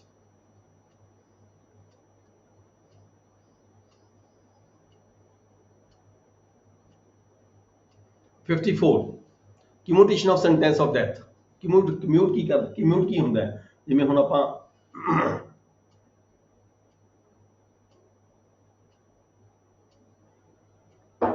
ਗਵਰਨਮੈਂਟ ਕੋਲੇ ਰਾਈਟ ਹੈਗਾ ਐਪਰੋਪ੍ਰੀਏਟ ਗਵਰਨਮੈਂਟ ਜਿਹੜੀ ਵੀ ਜਿੱਥੇ ਵੀ ਉਹ ਜਿਹੜੀ ਸਜ਼ਾ ਹੁੰਦੀ ਹੈ, ਜਿਸ ਦੇ ਅਧੀਨ ਆਉਂਦੀ ਹੈ ਜੇਲ੍ਹ, ਸੈਂਟਰਲ ਗਵਰਨਮੈਂਟ ਵੀ ਹੋ ਸਕਦੀ ਹੈ, ਸਟੇਟ ਗਵਰਨਮੈਂਟ ਵੀ ਹੋ ਸਕਦੀ ਹੈ। In every case in which sentence of death shall have been passed, the appropriate government may, without the consent of the offender, ਜਿਹੜਾ offender ਹੈ ਜਿਸਨੇ offend commit ਕੀਤਾ ਹੈ, ਉਹਦੀ consent ਤੋਂ ਬਿਨਾਂ ਵੀ ਜਿਹੜੀ ਸਰਕਾਰ ਹੈਗੀ ਹੈ, appropriate government ਹੈਗੀ ਹੈ, ਉਹਦੀ ਜਿਹੜੀ ਸਜ਼ਾ ਹੈਗੀ ਹੈ, ਉਸਨੂੰ ਡੈਥ ਦੀ ਸਜ਼ਾ, ਕਿਸੇ ਨੂੰ ਮੌਤ ਦੀ ਸਜ਼ਾ ਦਿੱਤੀ ਵੀ ਹੈਗੀ ਹੈ, ਮਤਲਬ ਕੋਰਟ ਨੇ, ਠੀਕ ਹੈ। ਤਾਂ ਜਿਹੜੀ ਸਰਕਾਰ ਹੈ, ਸਰਕਾਰ ਕੋਲੇ ਪਾਵਰ ਦੇਖੋ ਕਿੰਨੀ ਵੱਡੀ ਪਾਵਰ ਹੈ, commute the punishment for any other person, ਉਹਦੀ ਸਜ਼ਾ ਨੂੰ ਕਮਿਊਟ ਕਰ ਸਕਦੀ ਹੈ, ਮੌਤ ਦੀ ਸਜ਼ਾ ਨੂੰ ਕਮਿਊਟ ਕੀਤਾ ਜਾ ਸਕਦਾ ਹੈ without the consent of the offender, consent ਲੈਣ ਦੀ ਲੋੜ ਨਹੀਂ ਹੈ। Commute the punishment for any other punishment provided by this code. ਇਸ ਕੋਡ ਦੇ ਵਿੱਚ ਹੋਰ ਵੀ ਪਨਿਸ਼ਮੈਂਟਾਂ ਦੱਸੀਆਂ ਗਈਆਂ ਨੇ, ਜਿਵੇਂ ਆਪਾਂ ਉੱਪਰ ਪੜ੍ਹ ਕੇ ਹਟੇ ਹਾਂ, ਮੌਤ ਦੀ ਸਜ਼ਾ ਨੂੰ ਕਮਿਊਟ ਕਰਕੇ ਘੱਟ ਸਜ਼ਾ 'ਚ ਵੀ ਤਬਦੀਲ ਕੀਤਾ ਜਾ ਸਕਦਾ ਹੈ ਗਵਰਨਮੈਂਟ ਵੱਲੋਂ। 55 ਕੀ ਹੈਗਾ, commutation of sentence of imprisonment for life. ਕਿਸੇ ਵਿਅਕਤੀ ਨੂੰ ਕੋਈ ਹੈਗੀ ਹੈ ਉਮਰ ਕੈਦ ਹੋਈ ਵੀ ਹੈ, ਉਹਦੀ ਵੀ ਜਿਹੜੀ ਸਜ਼ਾ ਹੈਗੀ ਹੈ, ਉਸ ਨੂੰ ਵੀ ਜਿਹੜੀ ਗਵਰਨਮੈਂਟ ਹੈਗੀ ਹੈ, ਐਪਰੋਪ੍ਰੀਏਟ ਸਰਕਾਰ ਹੈਗੀ ਹੈ, without the consent of the offender, ਉਸ ਅਫੈਂਡਰ ਦੀ ਜਿਹੜੀ ਹੈਗੀ ਹੈ ਸਜ਼ਾ, ਉਹਦੀ ਕੰਸੈਂਟ ਲੈਣ ਦੀ ਲੋੜ ਨਹੀਂ। Commute the punishment of imprisonment of either description for a term not exceeding 14 years, ਉਹਦੀ ਸਜ਼ਾ ਨੂੰ ਘਟਾ ਕੇ ਇੰਪ੍ਰਿਜ਼ਨਮੈਂਟ ਫॉर ਲਾਈਫ ਦੀ ਜਿਹੜੀ ਸਜ਼ਾ ਨੂੰ ਘਟਾ ਕੇ 14 ਸਾਲ ਤੋਂ ਥੱਲੇ ਕੋਈ ਵੀ ਸਜ਼ਾ ਉਹਨੂੰ ਜਿਹੜੀ ਹੈਗੀ ਅਨਾਉਂਸ ਕੀਤੀ ਜਾ ਸਕਦੀ ਹੈ ਗਵਰਨਮੈਂਟ ਵੱਲੋਂ। Definition of the appropriate government ਉਹ ਕਿਹਾ ਹੋਇਆ, ਸੈਂਟਰਲ ਗਵਰਨਮੈਂਟ ਵੀ ਹੋ ਸਕਦੀ ਹੈ, ਸਟੇਟ ਗਵਰਨਮੈਂਟ ਵੀ ਹੋ ਸਕਦੀ ਹੈ, ਕੋਈ ਵੀ। 55A ਦੇ ਵਿੱਚ ਜਿਹੜੀ ਡੈਫੀਨੇਸ਼ਨ ਦਿੱਤੀ ਹੈ ਐਪਰੋਪਰੀਏਟ ਗਵਰਨਮੈਂਟ ਦੀ, ਸੈਂਟਰਲ ਗਵਰਨਮੈਂਟ ਵੀ ਹੋ ਸਕਦੀ ਹੈ, ਸਟੇਟ ਗਵਰਨਮੈਂਟ ਵੀ ਹੋ ਸਕਦੀ ਹੈ। Next है section 57, fractions of the terms of the punishment. Fractions of the terms of the punishment.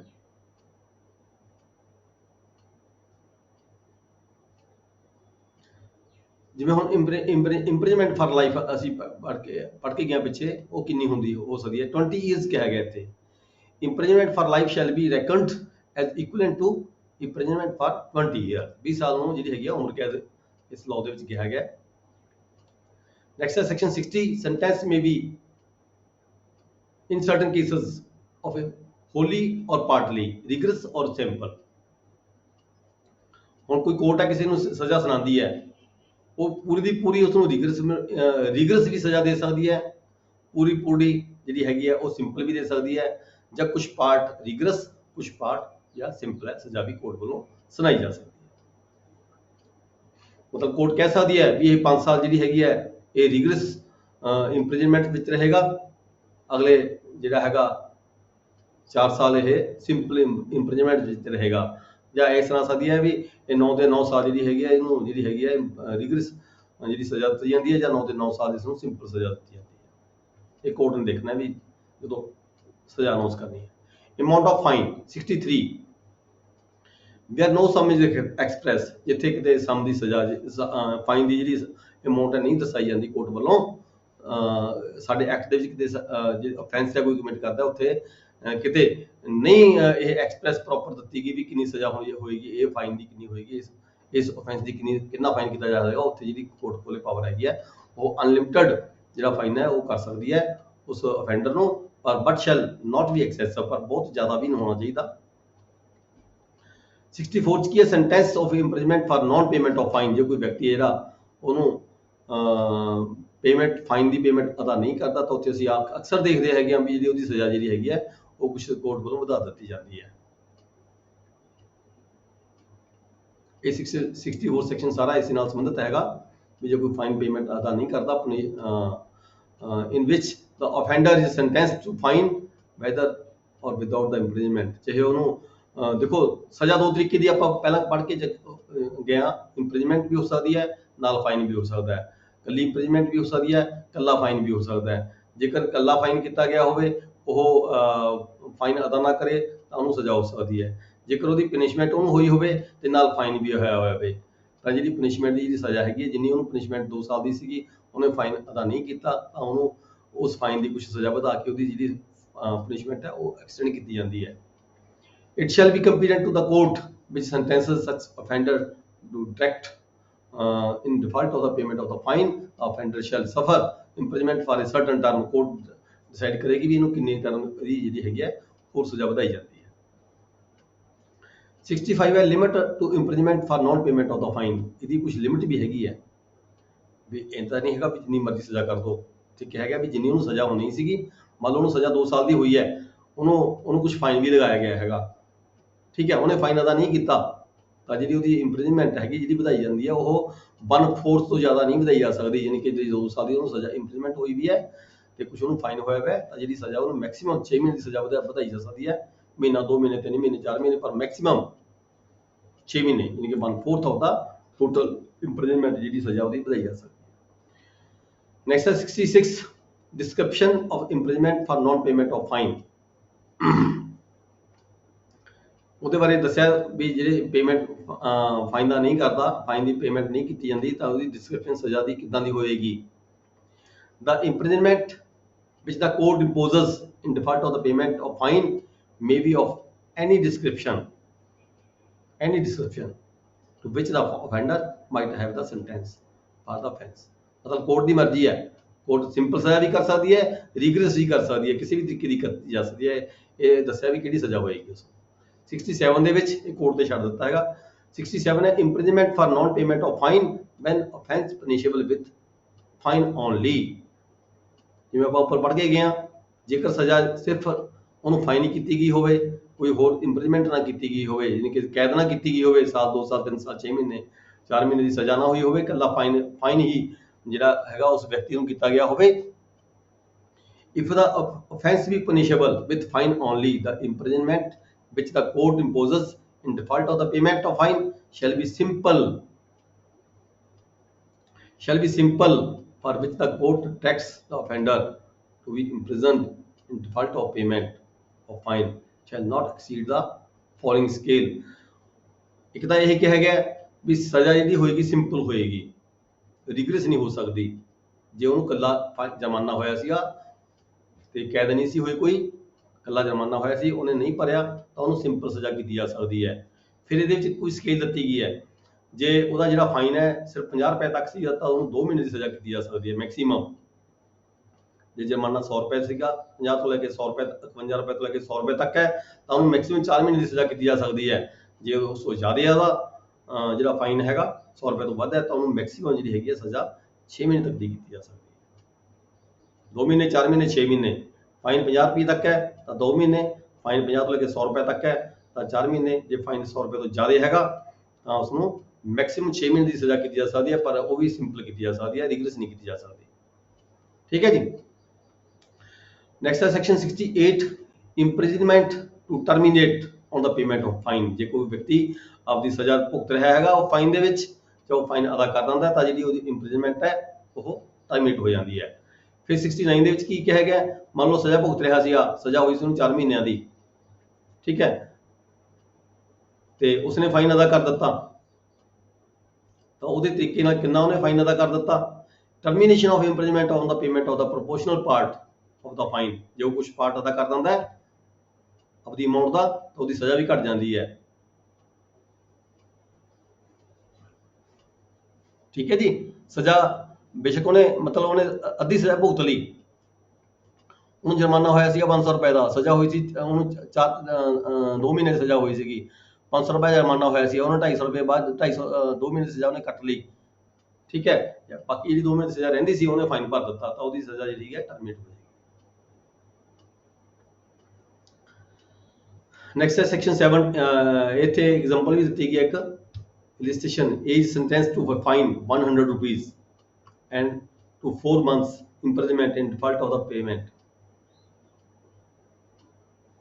age sentence to a fine of 100 rupees and to 4 months imprisonment in default of the payment। ਜੇ ਉਹ ਸਜ਼ਾ, ਜੋ fine ਨਹੀਂ ਭਰੇਗਾ 100 ਰੁਪਏ ਦਾ ਤਾਂ ਉਹਨੂੰ 4 ਮਹੀਨੇ ਦੀ ਸਜ਼ਾ ਹੋਏਗੀ। here 75 rupees of the fine be paid, 75 ਰੁਪਏ ਉਹ ਜਮ੍ਹਾਂ ਕਰਾ ਦਿੰਦਾ ਹੈ, levied before the expiration of the 1 month ਉਹਦਾ ਇੰਪ੍ਰਿਜ਼ਨਮੈਂਟ, 1 ਮਹੀਨਾ ਅਜੇ ਰਹਿੰਦਾ ਹੈਗਾ, ਠੀਕ ਹੈ, 3 ਮਹੀਨੇ ਸਜ਼ਾ ਕੱਟ ਚੁੱਕਿਆ, 1 ਮਹੀਨਾ ਰਹਿੰਦਾ ਹੈ। if 75 rupees of the fine be paid or levied before the expiration of 1 month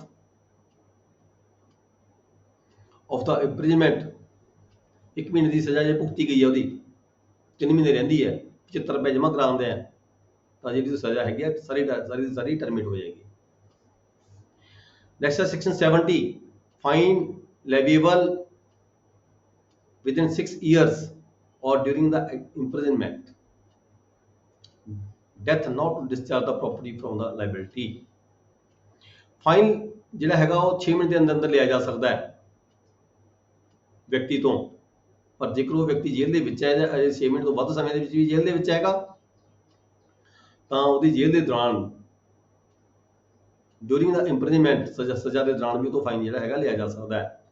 ਪਰ ਨਾਲ ਇੱਥੇ ਇਹ ਕਿਹਾ ਗਿਆ ਇਹਦੇ ਵਿੱਚ ਵੀ ਜਿਹੜੀ death not to discharge the property from the liability, ਜੇਕਰ ਉਹਦੀ ਕੋਈ ਜਿਹੜੀ ਪ੍ਰੋਪਰਟੀ ਸਰਕਾਰ ਨੇ ਫੋਰਫਿਟ ਕੀਤੀ ਗਈ ਹੈ, ਕਬਜ਼ੇ 'ਚ ਲਈ ਗਈ ਹੈ, ਉਹਦੇ 'ਚ ਜਾਂ ਅਟੈਚ ਕੀਤੀ ਗਈ ਹੈਗੀ ਹੈ, ਤਾਂ ਉਸ ਵਿਅਕਤੀ ਦੀ ਇਸ ਦੌਰਾਨ ਡੈਥ ਹੋ ਜਾਂਦੀ ਹੈ ਤਾਂ ਜਿਹੜੀ ਉਹਦੀ ਪ੍ਰੋਪਰਟੀ ਹੈ ਉਹ ਰਿਲੀਜ਼ ਨਹੀਂ ਹੋਏਗੀ, ਉਹ ਤਾਂ ਜਿਹੜੀ ਹੈਗੀ ਹੈ, ਜਿਹੜੀ ਉਹਦੀ ਲਾਇਬਿਲਿਟੀ ਹੈਗੀ ਹੈ ਉਹ ਮਤਲਬ ਕਿ ਇੱਦਾਂ ਹੀ ਰਹੇਗੀ।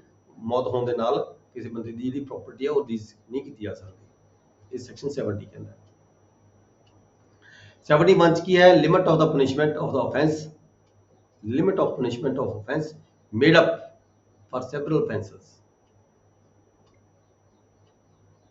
सेवरल ऑफेंसेस ਹੋਏ ਹੈ, limit of the punishment of offences made up of several offences, ਮਤਲਬ ਇੱਥੇ ਇਹ ਕਿਹਾ ਗਿਆ ਵੀ ਮੈਕਸਿਮਮ ਉਹਨੂੰ ਸਜ਼ਾ ਉਹ ਹੋ ਸਕਦੀ ਹੈ ਜਿਹੜਾ ਜੇ ਆਫੈਂਸ 2 3 4 ਆਫੈਂਸ ਕਮਿਟ ਕੀਤੇ ਗਏ ਹੈਗੇ ਆ, ਠੀਕ ਹੈ, ਤੇ ਉਹਦੇ ਵਿੱਚੋਂ ਕਿ ਜਿਸ ਅਫੈਂਸ ਦੀ ਜਿਹੜੀ ਸਜ਼ਾ ਮੈਕਸਿਮਮ ਹੈਗੀ ਹੈ ਵੱਧ ਤੋਂ ਵੱਧ ਉਸ ਵਿਅਕਤੀ ਨੂੰ ਉਨੀ ਹੀ ਸਜ਼ਾ ਕੀਤੀ ਜਾ ਸਕਦੀ ਹੈ। ਮਤਲਬ ਇਹ ਨਹੀਂ ਵੀ ਹਰ ਇੱਕ ਅਫੈਂਸ ਕਮਿਟ ਕੀਤੇ ਗਏ, ਇੱਕ ਅਫੈਂਸ ਦੀ ਸੀਰੀਜ਼ ਆਫ ਜਿਹੜੇ ਅਫੈਂਸਸ ਹੈਗੇ ਨੇ ਕਿਸੇ ਅਫੈਂਸ ਨੂੰ ਕਮਿਟ ਕਰਨ ਦੀ ਖਾਤਰ ਸੀਰੀਜ਼ ਆਫ ਅਫੈਂਸ ਕਮਿਟ ਕੀਤੇ ਗਏ, ਜਿਵੇਂ ਕਿ ਡਾਕਾ ਮਾਰਨਾ ਸੀ, ਚੋਰੀ ਵੀ ਕਰਨੀ ਸੀਗੀ, ਠੀਕ ਹੈ, ਬੰਦਾ ਵੀ ਮਰ ਗਿਆ ਡਾਕਾ ਮਾਰਦੇ ਹੋਏ, ਤੇ ਹੁਣ ਮੈਕਸਿਮਮ ਸਜ਼ਾ ਕਾਹਦੀ ਹੋਏਗੀ? ਮਰਡਰ ਦੀ ਸਜ਼ਾ ਮੈਕਸਿਮਮ ਹੋਏਗੀ। ਉਸ ਤੋਂ ਬਾਅਦ ਇਹ ਨਹੀਂ ਹੈ ਵੀ ਡਾਕੇ ਦੀ ਸਜ਼ਾ ਵੀ ਅਲੱਗ ਕਰ ਦਾਂਗੇ, ਸਮਾਨ ਨੂੰ ਕੋਈ ਇੰਜਰੀ ਹੋਈ, ਸਮਾਨ ਚੁੱਕ ਕੇ ਲੈ ਗਏ, ਉਹਦੀ ਸਜ਼ਾ ਵੱਖਰੀ ਹੋਏਗੀ, ਨਹੀਂ, ਤਿੰਨ ਚਾਰ ਸਜ਼ਾ ਨਹੀਂ, ਮੈਕਸਿਮਮ ਸਜ਼ਾ ਉਹ ਹੋਏਗੀ ਜਿਹੜਾ ਸਭ ਤੋਂ ਵੱਡਾ ਜਿਹੜਾ ਕ੍ਰਾਈਮ ਹੈਗਾ ਉਹਦੇ ਵਿੱਚ ਉਸ ਐਕਟ ਦੇ ਵਿੱਚ ਕੀਤਾ ਗਿਆ, ਉਸ ਦੀ ਜਿੰਨੀ ਮੈਕਸਿਮਮ ਸਜ਼ਾ ਹੋ ਸਕਦੀ ਹੈ ਉਸ ਵਿਅਕਤੀ ਨੂੰ ਉਸ ਦੀ ਉਨੀ ਹੀ ਸਜ਼ਾ ਕੀਤੀ ਜਾ ਸਕਦੀ ਹੈ। ਦੇਖੋ ਇੱਥੇ ਐਗਜ਼ਾਮਪਲ ਦਿੱਤੀ ਗਈ ਹੈ, A gives Z 50 stops with a stick, 50 ਸੋਟੀਆਂ ਮਾਰਦਾ ਕੋਈ ਜਿਹੜਾ A ਹੈ Z ਦੇ, ਠੀਕ ਹੈ। Here A may have committed the offense of voluntarily causing hurt to Z by the whole beating, ਉਹਨੂੰ ਜ਼ਖਮੀ ਕਰਨ ਦੀ ਖਾਤਰ, ਠੀਕ ਹੈ, ਉਹਦੇ ਸੋਟੀਆਂ ਮਾਰਦਾ ਹੈਗਾ, and also by each of the blow which make up the whole beating, ਬਹੁਤ ਸਾਰੀਆਂ ਸੋਟੀਆਂ ਵੱਜੀਆਂ, A was liable to the punishment of every blow, he might be imprisoned for 50 years, ਜੇ ਹੁਣ ਇੱਕ ਸੋਟੀ ਦੀ ਸਜ਼ਾ ਨੂੰ ਦੇਣ ਲੱਗੇ ਫਿਰ ਤਾਂ 50 ਸਾਲ ਦੀ ਸਜ਼ਾ ਹੋ ਜਾਏਗੀ ਉਸਨੂੰ, one of each of the blow, but he is liable only to one punishment for the whole beating, sorry beating ਦੀ ਲਈ ਉਸਨੂੰ ਇੱਕ ਜਿਹੜੀ ਹੈਗੀ ਸਜ਼ਾ ਹੋ ਸਕਦੀ ਹੈ, ਪਰ ਜ਼ਿਆਦਾ ਸਜ਼ਾ ਨਹੀਂ ਹੋ ਸਕਦੀ। 72 ਹੈ punishment of persons guilty of one several offences, a judgment stating that it is doubtful of which ਇੱਥੇ ਸੈਕਸ਼ਨ 72 ਇਹ ਕਹਿੰਦਾ ਜਿੱਥੇ ਜੱਜ ਨੂੰ ਜਿਹੜੀ ਹੈਗੀ ਹੈ ਉਹ ਮਤਲਬ ਕਿ ਜਿਹੜੀ ਡਾਊਟਫੁਲ ਹੋ ਜਾਵੇ ਵੀ ਇਹਨੇ ਕਿਹੜਾ ਅਫੈਂਸ ਕਮਿਟ ਕੀਤਾ, ਕਿਹੜਾ ਅਫੈਂਸ ਨਹੀਂ ਕਮਿਟ ਕੀਤਾ, ਸੀਰੀਜ਼ ਆਫ ਦਾ ਐਕਟ ਨੇ, ਠੀਕ ਹੈ, ਪਰ ਇਹ ਡਾਊਟਫੁਲ ਹੋ ਗਿਆ ਜਜਮੈਂਟ ਦੇ ਵਿੱਚ, the offender shall be punished for the offense for which the lowest punishment is provided।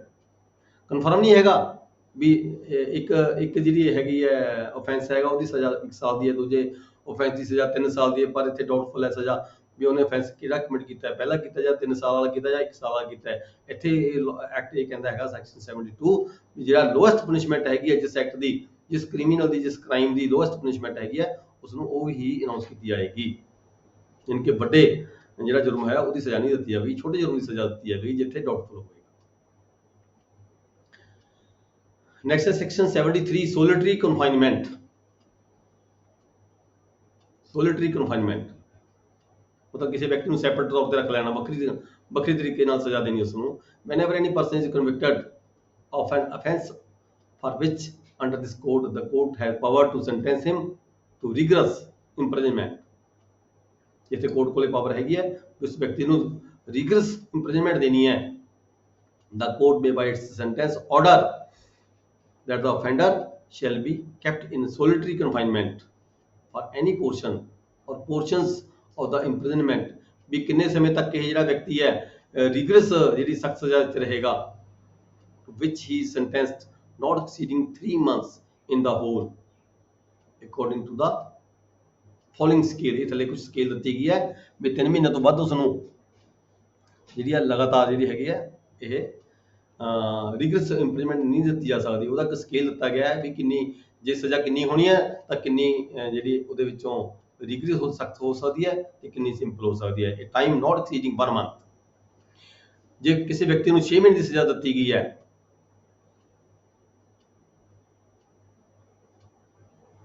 ਇੱਕ 6 ਮਹੀਨੇ ਤੱਕ ਦੀ ਸਜ਼ਾ ਦਿੱਤੀ ਗਈ ਕਿਸੇ ਵਿਅਕਤੀ ਨੂੰ, 6 ਮਹੀਨੇ ਤੱਕ ਦੀ ਸਜ਼ਾ ਦੇ ਵਿੱਚ 1 ਮਹੀਨੇ ਦੀ ਜਿਹੜੀ ਸਜ਼ਾ ਹੈਗੀ ਉਹ ਸਖਤ ਸਜ਼ਾ ਹੋ ਸਕਦੀ ਹੈ, ਬਾਕੀ 5 ਮਹੀਨੇ ਦੀ ਜਿਹੜੀ ਸਜ਼ਾ ਹੋਏਗੀ ਉਹ ਸਿੰਪਲ ਰਹੇਗੀ। ਇਸੇ ਤਰੀਕੇ ਜੇ ਵਿਅਕਤੀ ਨੂੰ 6 ਮਹੀਨੇ ਤੋਂ ਵੱਧ ਹੈ ਤੇ ਸਾਲ ਤੋਂ ਘੱਟ ਸਜ਼ਾ ਦਿੱਤੀ ਗਈ ਹੈ ਕੋਰਟ ਵੱਲੋਂ ਤਾਂ ਉਹਦੇ ਵਿੱਚ ਜਿਹੜੀ ਸਖਤ ਸਜ਼ਾ ਹੈ ਉਹ ਓਨਲੀ ਫਾਰ ਦਾ 2 ਮੰਥ, 2 ਮਹੀਨੇ ਤੱਕ ਦੀ ਸਜ਼ਾ ਹੋ ਸਕਦੀ ਹੈ, ਸਖਤ ਸਜ਼ਾ ਹੋ ਸਕਦੀ ਹੈ, ਠੀਕ ਹੈ ਜੀ।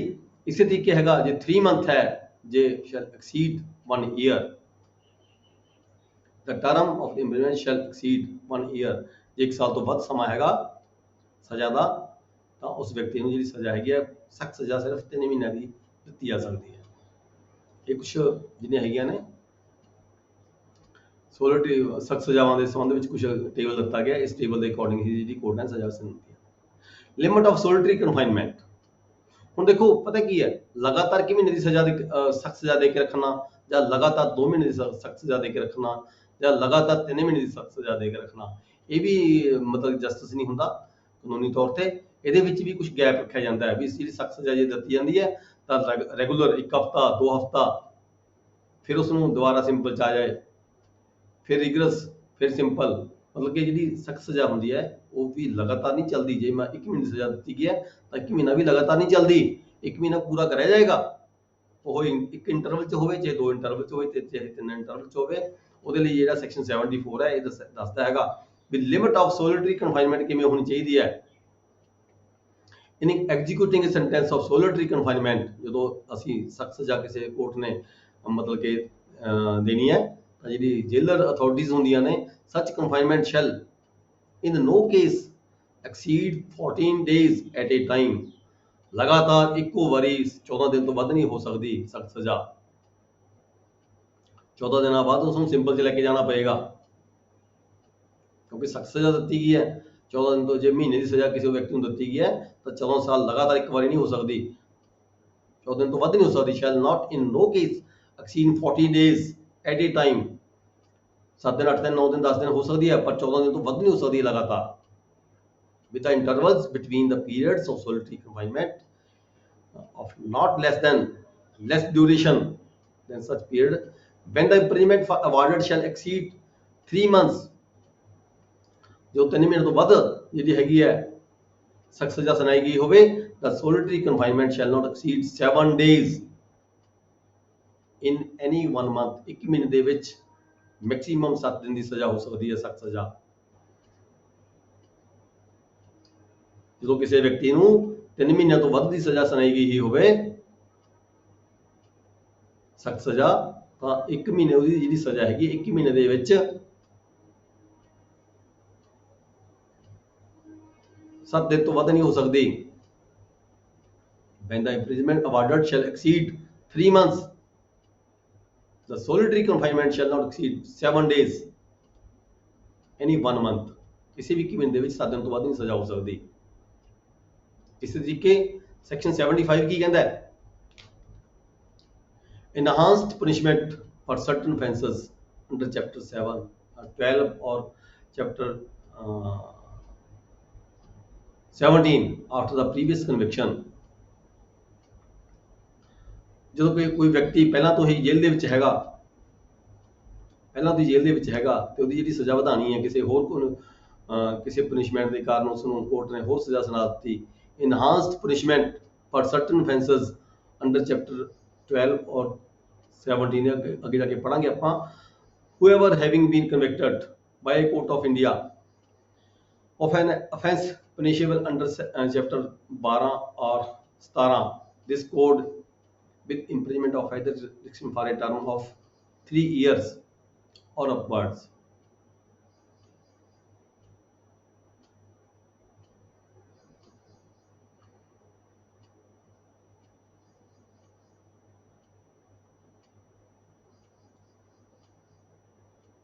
imprisonment for life, the imprisonment of either deception for a term which may extend to 10 years। ਜੋ ਕੋਈ ਵਿਅਕਤੀ ਪਹਿਲਾਂ ਤੋਂ ਹੀ ਜੇਲ੍ਹ ਦੇ ਵਿੱਚ ਹੈਗੀ ਹੈ ਤਾਂ imprisonment for life ਜਿਹਨੂੰ ਸੁਣਾਣੀ ਹੈ, or to the imprisonment for either deception of a term, ਜਾਂ ਉਹਨੂੰ 10 ਸਾਲ ਤੱਕ ਦੀ ਸਜ਼ਾ ਸੁਣਾਣੀ ਹੈ। ਚਲੋ ਇਹਨੂੰ ਦੁਬਾਰਾ ਦੇਖਦੇ ਹਾਂ।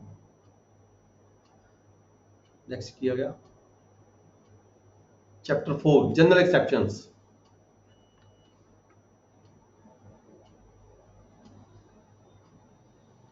section 76 act done by a person bound or by mistake of fact believing himself bound by law। act done by a person bound or by mistake of fact believing himself bound by law। ਉਸ ਨੂੰ offense ਨਹੀਂ ਕਿਹਾ ਜਾ ਸਕਦਾ ਜਦੋਂ ਕੋਈ ਵਿਅਕਤੀ ਕੋਈ ਐਕਟ ਕਰਨ ਦੇ ਲਈ ਬਾਉਂਡ ਹੋਵੇ ਜਾਂ ਉਸ ਤੋਂ ਗਲਤੀ ਨਾਲ ਕੋਈ offense commit ਹੋ ਜਾਵੇ ਤਾਂ ਉਸ ਨੂੰ offense ਨਹੀਂ ਕਹਿ ਸਕਦੇ। nothing is an offense which is done by a person who is or who by reason of mistake of fact and not by reason of mistake of law is good faith believes himself to be bound by law, ਜਦੋਂ ਉਹਨੂੰ ਲੱਗਦਾ ਮੇਰੀ ਜ਼ਿੰਮੇਵਾਰੀ ਬਣਦੀ ਹੈ ਇਹ, ਵੀ police ਵਾਲੇ ਨੇ ਕਿਸੇ ਵਿਅਕਤੀ ਨੂੰ ਪਕੜ ਲਿਆ, ਉਹਦੀ ਜ਼ਿੰਮੇਵਾਰੀ ਬਣ ਜਾਂਦੀ ਸੀਗੀ ਵੀ ਮੈਂ ਤਾਂ ਇਸ ਨੂੰ ਫੜਨ ਦੀ ਮੇਰੀ ਜ਼ਿੰਮੇਵਾਰੀ ਹੈ, ਇਹ ਕ੍ਰਾਈਮ ਕਮਿਟ ਕਰ ਰਿਹਾ ਕੋਈ, ਤਾਂ ਉਹ ਜਿਹੜਾ ਐਕਟ ਉਹਦੇ ਵੱਲੋਂ ਕੀਤਾ ਗਿਆ ਤਾਂ ਉਹ offense ਨਹੀਂ ਕਿਹਾ ਜਾਏਗਾ। ਇਹਦੀ ਐਗਜ਼ਾਮਪਲ ਦੇਖੋ, ਪੜ੍ਹ ਲਓ। A soldier fires on a mob by the order of the superior officer, ਕਿਸੇ superior officer ਨੇ ਉਸ ਨੂੰ ਹੁਕਮ ਦਿੱਤਾ ਹੈ ਵੀ ਗੋਲੀ ਚਲਾਓ, ਠੀਕ ਹੈ, in the conflict of the commands of the law of the officer the command ਦੇ ਅਧੀਨ ਉਹ ਜਿਹੜੀ ਗੋਲੀ ਚਲਾ ਦਿੰਦਾ ਹੈਗਾ, ਇਹ has committed no offense, ਤਾਂ ਉਸ ਨੂੰ offense ਨਹੀਂ ਕਿਹਾ ਜਾ ਸਕਦਾ। ਇਸੇ ਤਰੀਕੇ an officer of a court of justice being ordered by the court to arrest Y and after due inquiry believing Z to ਗਲਤੀ ਦੇ ਨਾਲ Y ਦੀ ਥਾਂ ਤੇ Z ਨੂੰ ਪਕੜ ਲੈਂਦਾ ਹੈ, ਠੀਕ ਹੈ, ਇਹ ਗਲਤੀ ਹੈ, ਮਿਸਟੇਕ ਹੈ, ਤੇ ਇਹਦੇ ਵਿੱਚ ਇਹ ਨਹੀਂ ਕਿਹਾ ਜਾ ਸਕਦਾ ਵੀ ਉਸਨੇ ਕੋਈ ਕ੍ਰਾਈਮ ਕਮਿਟ ਕੀਤਾ ਹੋਵੇ। ਸੈਕਸ਼ਨ 77 ਐਕਟ ਆਫ ਜੱਜ ਵੈਨ ਐਕਟਿੰਗ ਜੁਡੀਸ਼ੀਅਲੀ, ਜੋ ਜੱਜ ਹੈ ਜੁਡੀਸ਼ੀਅਲੀ ਤੌਰ ਤੇ ਕੋਈ ਕੋਰਟ ਦੇ ਵਿੱਚ ਬੈਠਾ ਹੈ, ਸੁਣ ਰਿਹਾ ਹੈ, ਠੀਕ ਹੈ, ਗੁੱਡ ਫੇਥ ਕੋਈ ਕੰਮ ਕਰਦਾ ਹੈ, ਤਾਂ ਉਹਦੇ ਵੱਲੋਂ ਕੋਈ ਐਕਟ ਗਲਤ ਕਮਿਟ ਹੋ ਜਾਂਦਾ ਹੈ, ਨਥਿੰਗ ਇਜ਼ ਐਨ ਅਫੈਂਸ, ਉਹਨੂੰ ਅਸੀਂ ਅਫੈਂਸ ਨਹੀਂ ਕਹਿ ਸਕਦੇ।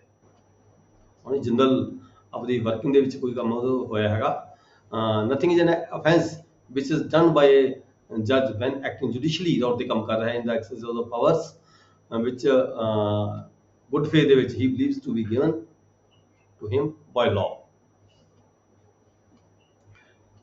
section 78 ਹੈਗਾ act done pursuant to the judgment or order of the court, court ਦੇ ਆਰਡਰ ਦੇ ਰਾਹੀਂ, ਕੋਰਟ ਦੀ ਜੱਜਮੈਂਟ ਦੇ ਰਾਹੀਂ ਜਦੋਂ ਕੋਈ ਕੰਮ ਤੁਸੀਂ ਕਿਸੇ ਹੋਰ ਵਿਅਕਤੀ ਵੱਲੋਂ ਕੀਤਾ ਜਾਂਦਾ ਹੈ, ਜਿਵੇਂ ਇਦਾਂ ਕਹਿ ਲਈਏ ਆਪਾਂ ਕਿਸੇ ਪੁਲਿਸ ਵਾਲੇ ਨੂੰ ਕੋਈ ਵਾਰੰਟ ਜਾਰੀ ਕਰ ਦਿੱਤਾ ਜਾਂ ਕਿਸੇ ਰੈਵਨਿਊ ਆਫੀਸਰ ਨੂੰ ਕੋਈ ਵਾਰੰਟ ਜਾਰੀ ਹੋ ਗਿਆ, ਉਹਨੇ ਕੋਈ ਕਬਜ਼ਾ ਕਾਰਵਾਈ ਕਰਾਣੀ ਹੈ, ਠੀਕ ਹੈ, ਉਹਦੇ ਜਿਹੜੇ ਆਫੀਸਰਸ ਨੇ ਪਟਵਾਰੀ ਹੈ, ਕਾਨੂੰਗੋ ਹਲਕਾ ਹੈ, ਰੈਵਨਿਊ ਆਫੀਸਰ ਨੇ, ਠੀਕ ਹੈ, ਉਹਨਾਂ ਦੀ ਐਗਜ਼ੀਕਿਊਸ਼ਨ ਦੀ ਕਿਸੇ ਕੋਰਟ ਦੇ ਆਰਡਰ ਦੀ, ਕਿਸੇ ਕੋਰਟ ਦੀ ਜੱਜਮੈਂਟ ਦੀ ਐਗਜ਼ੀਕਿਊਸ਼ਨ ਦੇ ਲਈ ਕੋਈ ਕੰਮ ਕਾਰਵਾਈ ਕਰਦੇ ਹੈਗੇ ਆ, ਤਾਂ ਉਹਦੇ ਅਧੀਨ ਕੋਈ ਜਿਹੜੇ ਵੀ ਕੰਮ ਉਹਨਾਂ ਵੱਲੋਂ ਕੀਤੇ ਜਾਂਦੇ ਗੁੱਡ ਫੇਥ ਦੇ ਵਿੱਚ ਕੀਤੇ ਜਾਂਦੇ ਆ, ਤਾਂ ਉਹਨਾਂ ਨੂੰ ਮਤਲਬ ਕਿ ਹੈਗਾ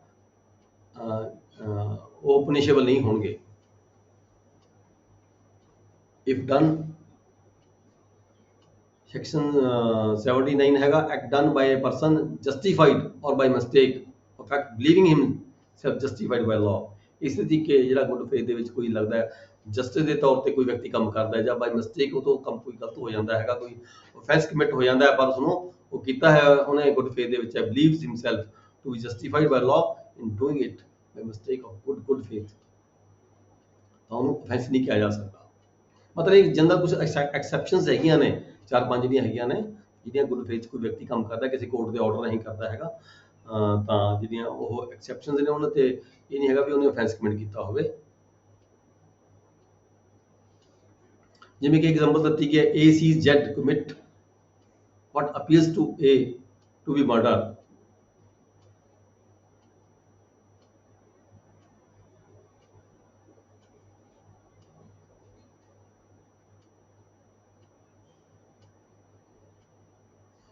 A has committed no offense, A sees Z, ਇਹ ਲੱਗਦਾ A ਨੂੰ ਲੱਗਦਾ ਵੀ Z ਨੇ ਕੋਈ offense commit ਕੀਤਾ ਹੈ, ਉਸ ਨੂੰ ਪਕੜ ਲੈਂਦਾ ਹੈਗਾ, ਫੜ ਲੈਂਦਾ ਹੈ, ਠੀਕ ਹੈ, A in the exercise of to the best of his judgment exerted in good faith of the power which the law gives to the all the persons of apprehending murders in the fact seizes Z, ਉਹਨੂੰ ਪਕੜ ਕੇ ਰੱਖਦਾ ਹੈ in order to bring Z before the proper authorities, ਉਹਨੂੰ ਫੜ ਕੇ ਲਿਆ ਕੇ ਕਿਤੇ ਪੇਸ਼ ਕਰਦਾ ਹੈ ਪ੍ਰੋਪਰ, ਜਾਂ ਆਪਣੇ SHO ਦੇ ਕੋਲੇ ਪੇਸ਼ ਕਰਦਾ, ਜਾਂ ਕਿਸੇ ਹੋਰ ਆਫਿਸਰ ਕੋਲੇ ਪੇਸ਼ ਕਰਦਾ ਹੈਗਾ, ਜਾਂ ਕੋਰਟ 'ਚ ਲੈ ਕੇ ਜਾਂਦਾ ਹੈ। A has committed no offense though it may turn out that Z was acting in self defense, ਬੇਸ਼ੱਕ ਜਿੱਥੇ ਉੱਥੇ ਜਿਹੜਾ Z ਸੀਗਾ ਉਹ ਸੈਲਫ ਡਿਫੈਂਸ ਵਜੋਂ ਕੰਮ ਕਰ ਰਿਹਾ ਸੀਗਾ, ਉਹਨੇ ਕੋਈ offense commit ਨਹੀਂ ਸੀ ਕੀਤਾ, ਪਰ ਉਹਨੂੰ ਲੱਗਿਆ A ਨੂੰ ਵੀ ਇਹ offense commit ਕਰ ਰਿਹਾ ਹੈਗਾ, ਉਹਨੂੰ ਪਕੜ ਕੇ ਲੈ ਜਾਂਦਾ, ਪਰ ਇਹਦੇ ਵਿੱਚ ਜਿਹੜਾ ਹੈਗਾ ਇਹਦੀ ਕੋਈ ਗਲਤੀ ਨਹੀਂ ਕਹੀ ਜਾਏਗੀ ਜਾਂ ਉਹਨੂੰ offense ਨਹੀਂ ਕਿਹਾ ਜਾਏਗਾ ਕਿ ਉਹਨੇ ਕੋਈ offense commit ਕੀਤਾ ਹੈ।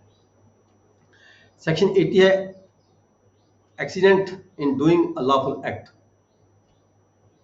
nothing is an offense, ਉਹਨੂੰ offense ਨਹੀਂ ਕਹਿ ਸਕਦੇ ਜਦੋਂ ਕਿਸੇ ਕੋਈ ਵਿਅਕਤੀ ਵੱਲੋਂ ਕੀਤਾ ਜਾਂਦਾ ਹੈ without any criminal intention or knowledge in the doing of a lawful act in a lawful manner, by lawful means, ਤਾਂ ਉਹ ਜਿਹੜਾ ਹੈਗਾ ਅਚਾਨਕ ਉਦੋਂ ਕੋਈ ਲਾਫਲੀ ਤੌਰ ਤੇ ਕੋਈ ਕੰਮ ਹੋ ਗਿਆ, ਉਸ ਨੂੰ ਅਸੀਂ offense ਨਹੀਂ ਕਹਿ ਸਕਦੇ। ਜਿਵੇਂ A is at work with a hatchet, the head flies off। ਇਹ ਜਿਹੜਾ ਹੈਗਾ ਉਹਦੀ ਕਾੜਾ ਚਲਾ ਰਿਹਾ ਸੀਗਾ, ਲੱਕੜਾਂ ਪਾਟ ਰਿਹਾ ਸੀ ਜਾਂ ਕੋਈ ਦਰਖਤ ਨੂੰ ਕੱਟ ਰਿਹਾ ਸੀਗਾ, ਠੀਕ ਹੈ। A is at work with a hatchet, the head flies off and kills a man who is standing nearby। ਕੋਈ ਵਿਅਕਤੀ ਉੱਥੇ ਖੜਾ ਸੀ ਨੇੜੇ ਤੇੜੇ, ਉਹਦੇ ਜਿਹੜਾ ਕਹਾੜਾ ਦਾ ਉੱਪਰੋਂ ਨਿਕਲ ਕੇ ਜਾ ਕੇ ਉਹਦੇ ਲੱਗਿਆ ਸਿਰ ਦੇ ਵਿੱਚ।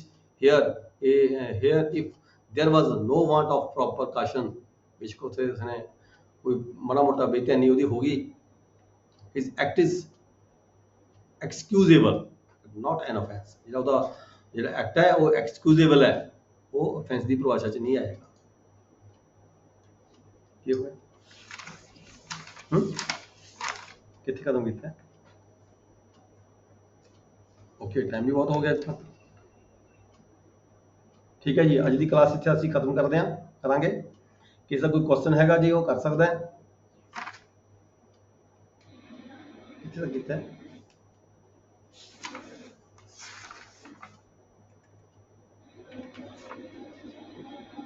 ਓਕੇ,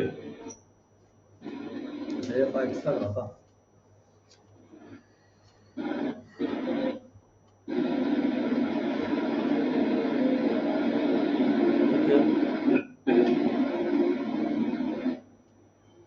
हाँ जी, ਤੁਹਾਨੂੰ ਸਾਰਾ ਸਮਝ ਲੱਗ ਰਿਹਾ ਜੀ ਪ੍ਰੋਪਰ? हाँ जी सर, हाँ जी। एनी प्रॉब्लम तो नहीं कोई लग रही? मैं ज्यादा स्पीड ਨਾਲ ਤਾਂ ਨਹੀਂ ਪੜ ਰਿਹਾ? नहीं सर, ठीक है। ਕਿਉਂਕਿ ਸਾਡਾ ਸਿਲੇਬਸ ਕਾਫੀ ਲੰਮਾ ਚੌੜਾ ਹੈ, ਇਸ ਕਰਕੇ ਮੈਂ ਥੋੜਾ ਜਿਹਾ ਫਾਸਟ ਰੱਖਿਆ ਹੋਇਆ ਪਿਛਲੇ ਸੈਸ਼ਨ ਨਾਲੋਂ। अच्छा। ਹਾਂ, ਕੋਈ ਹੋਰ ਡਿਸਕਸ ਕਰਨਾ ਚਾਹੁੰਦੇ ਹੋ ਤਾਂ ਕਰ ਸਕਦੇ ਹੋ।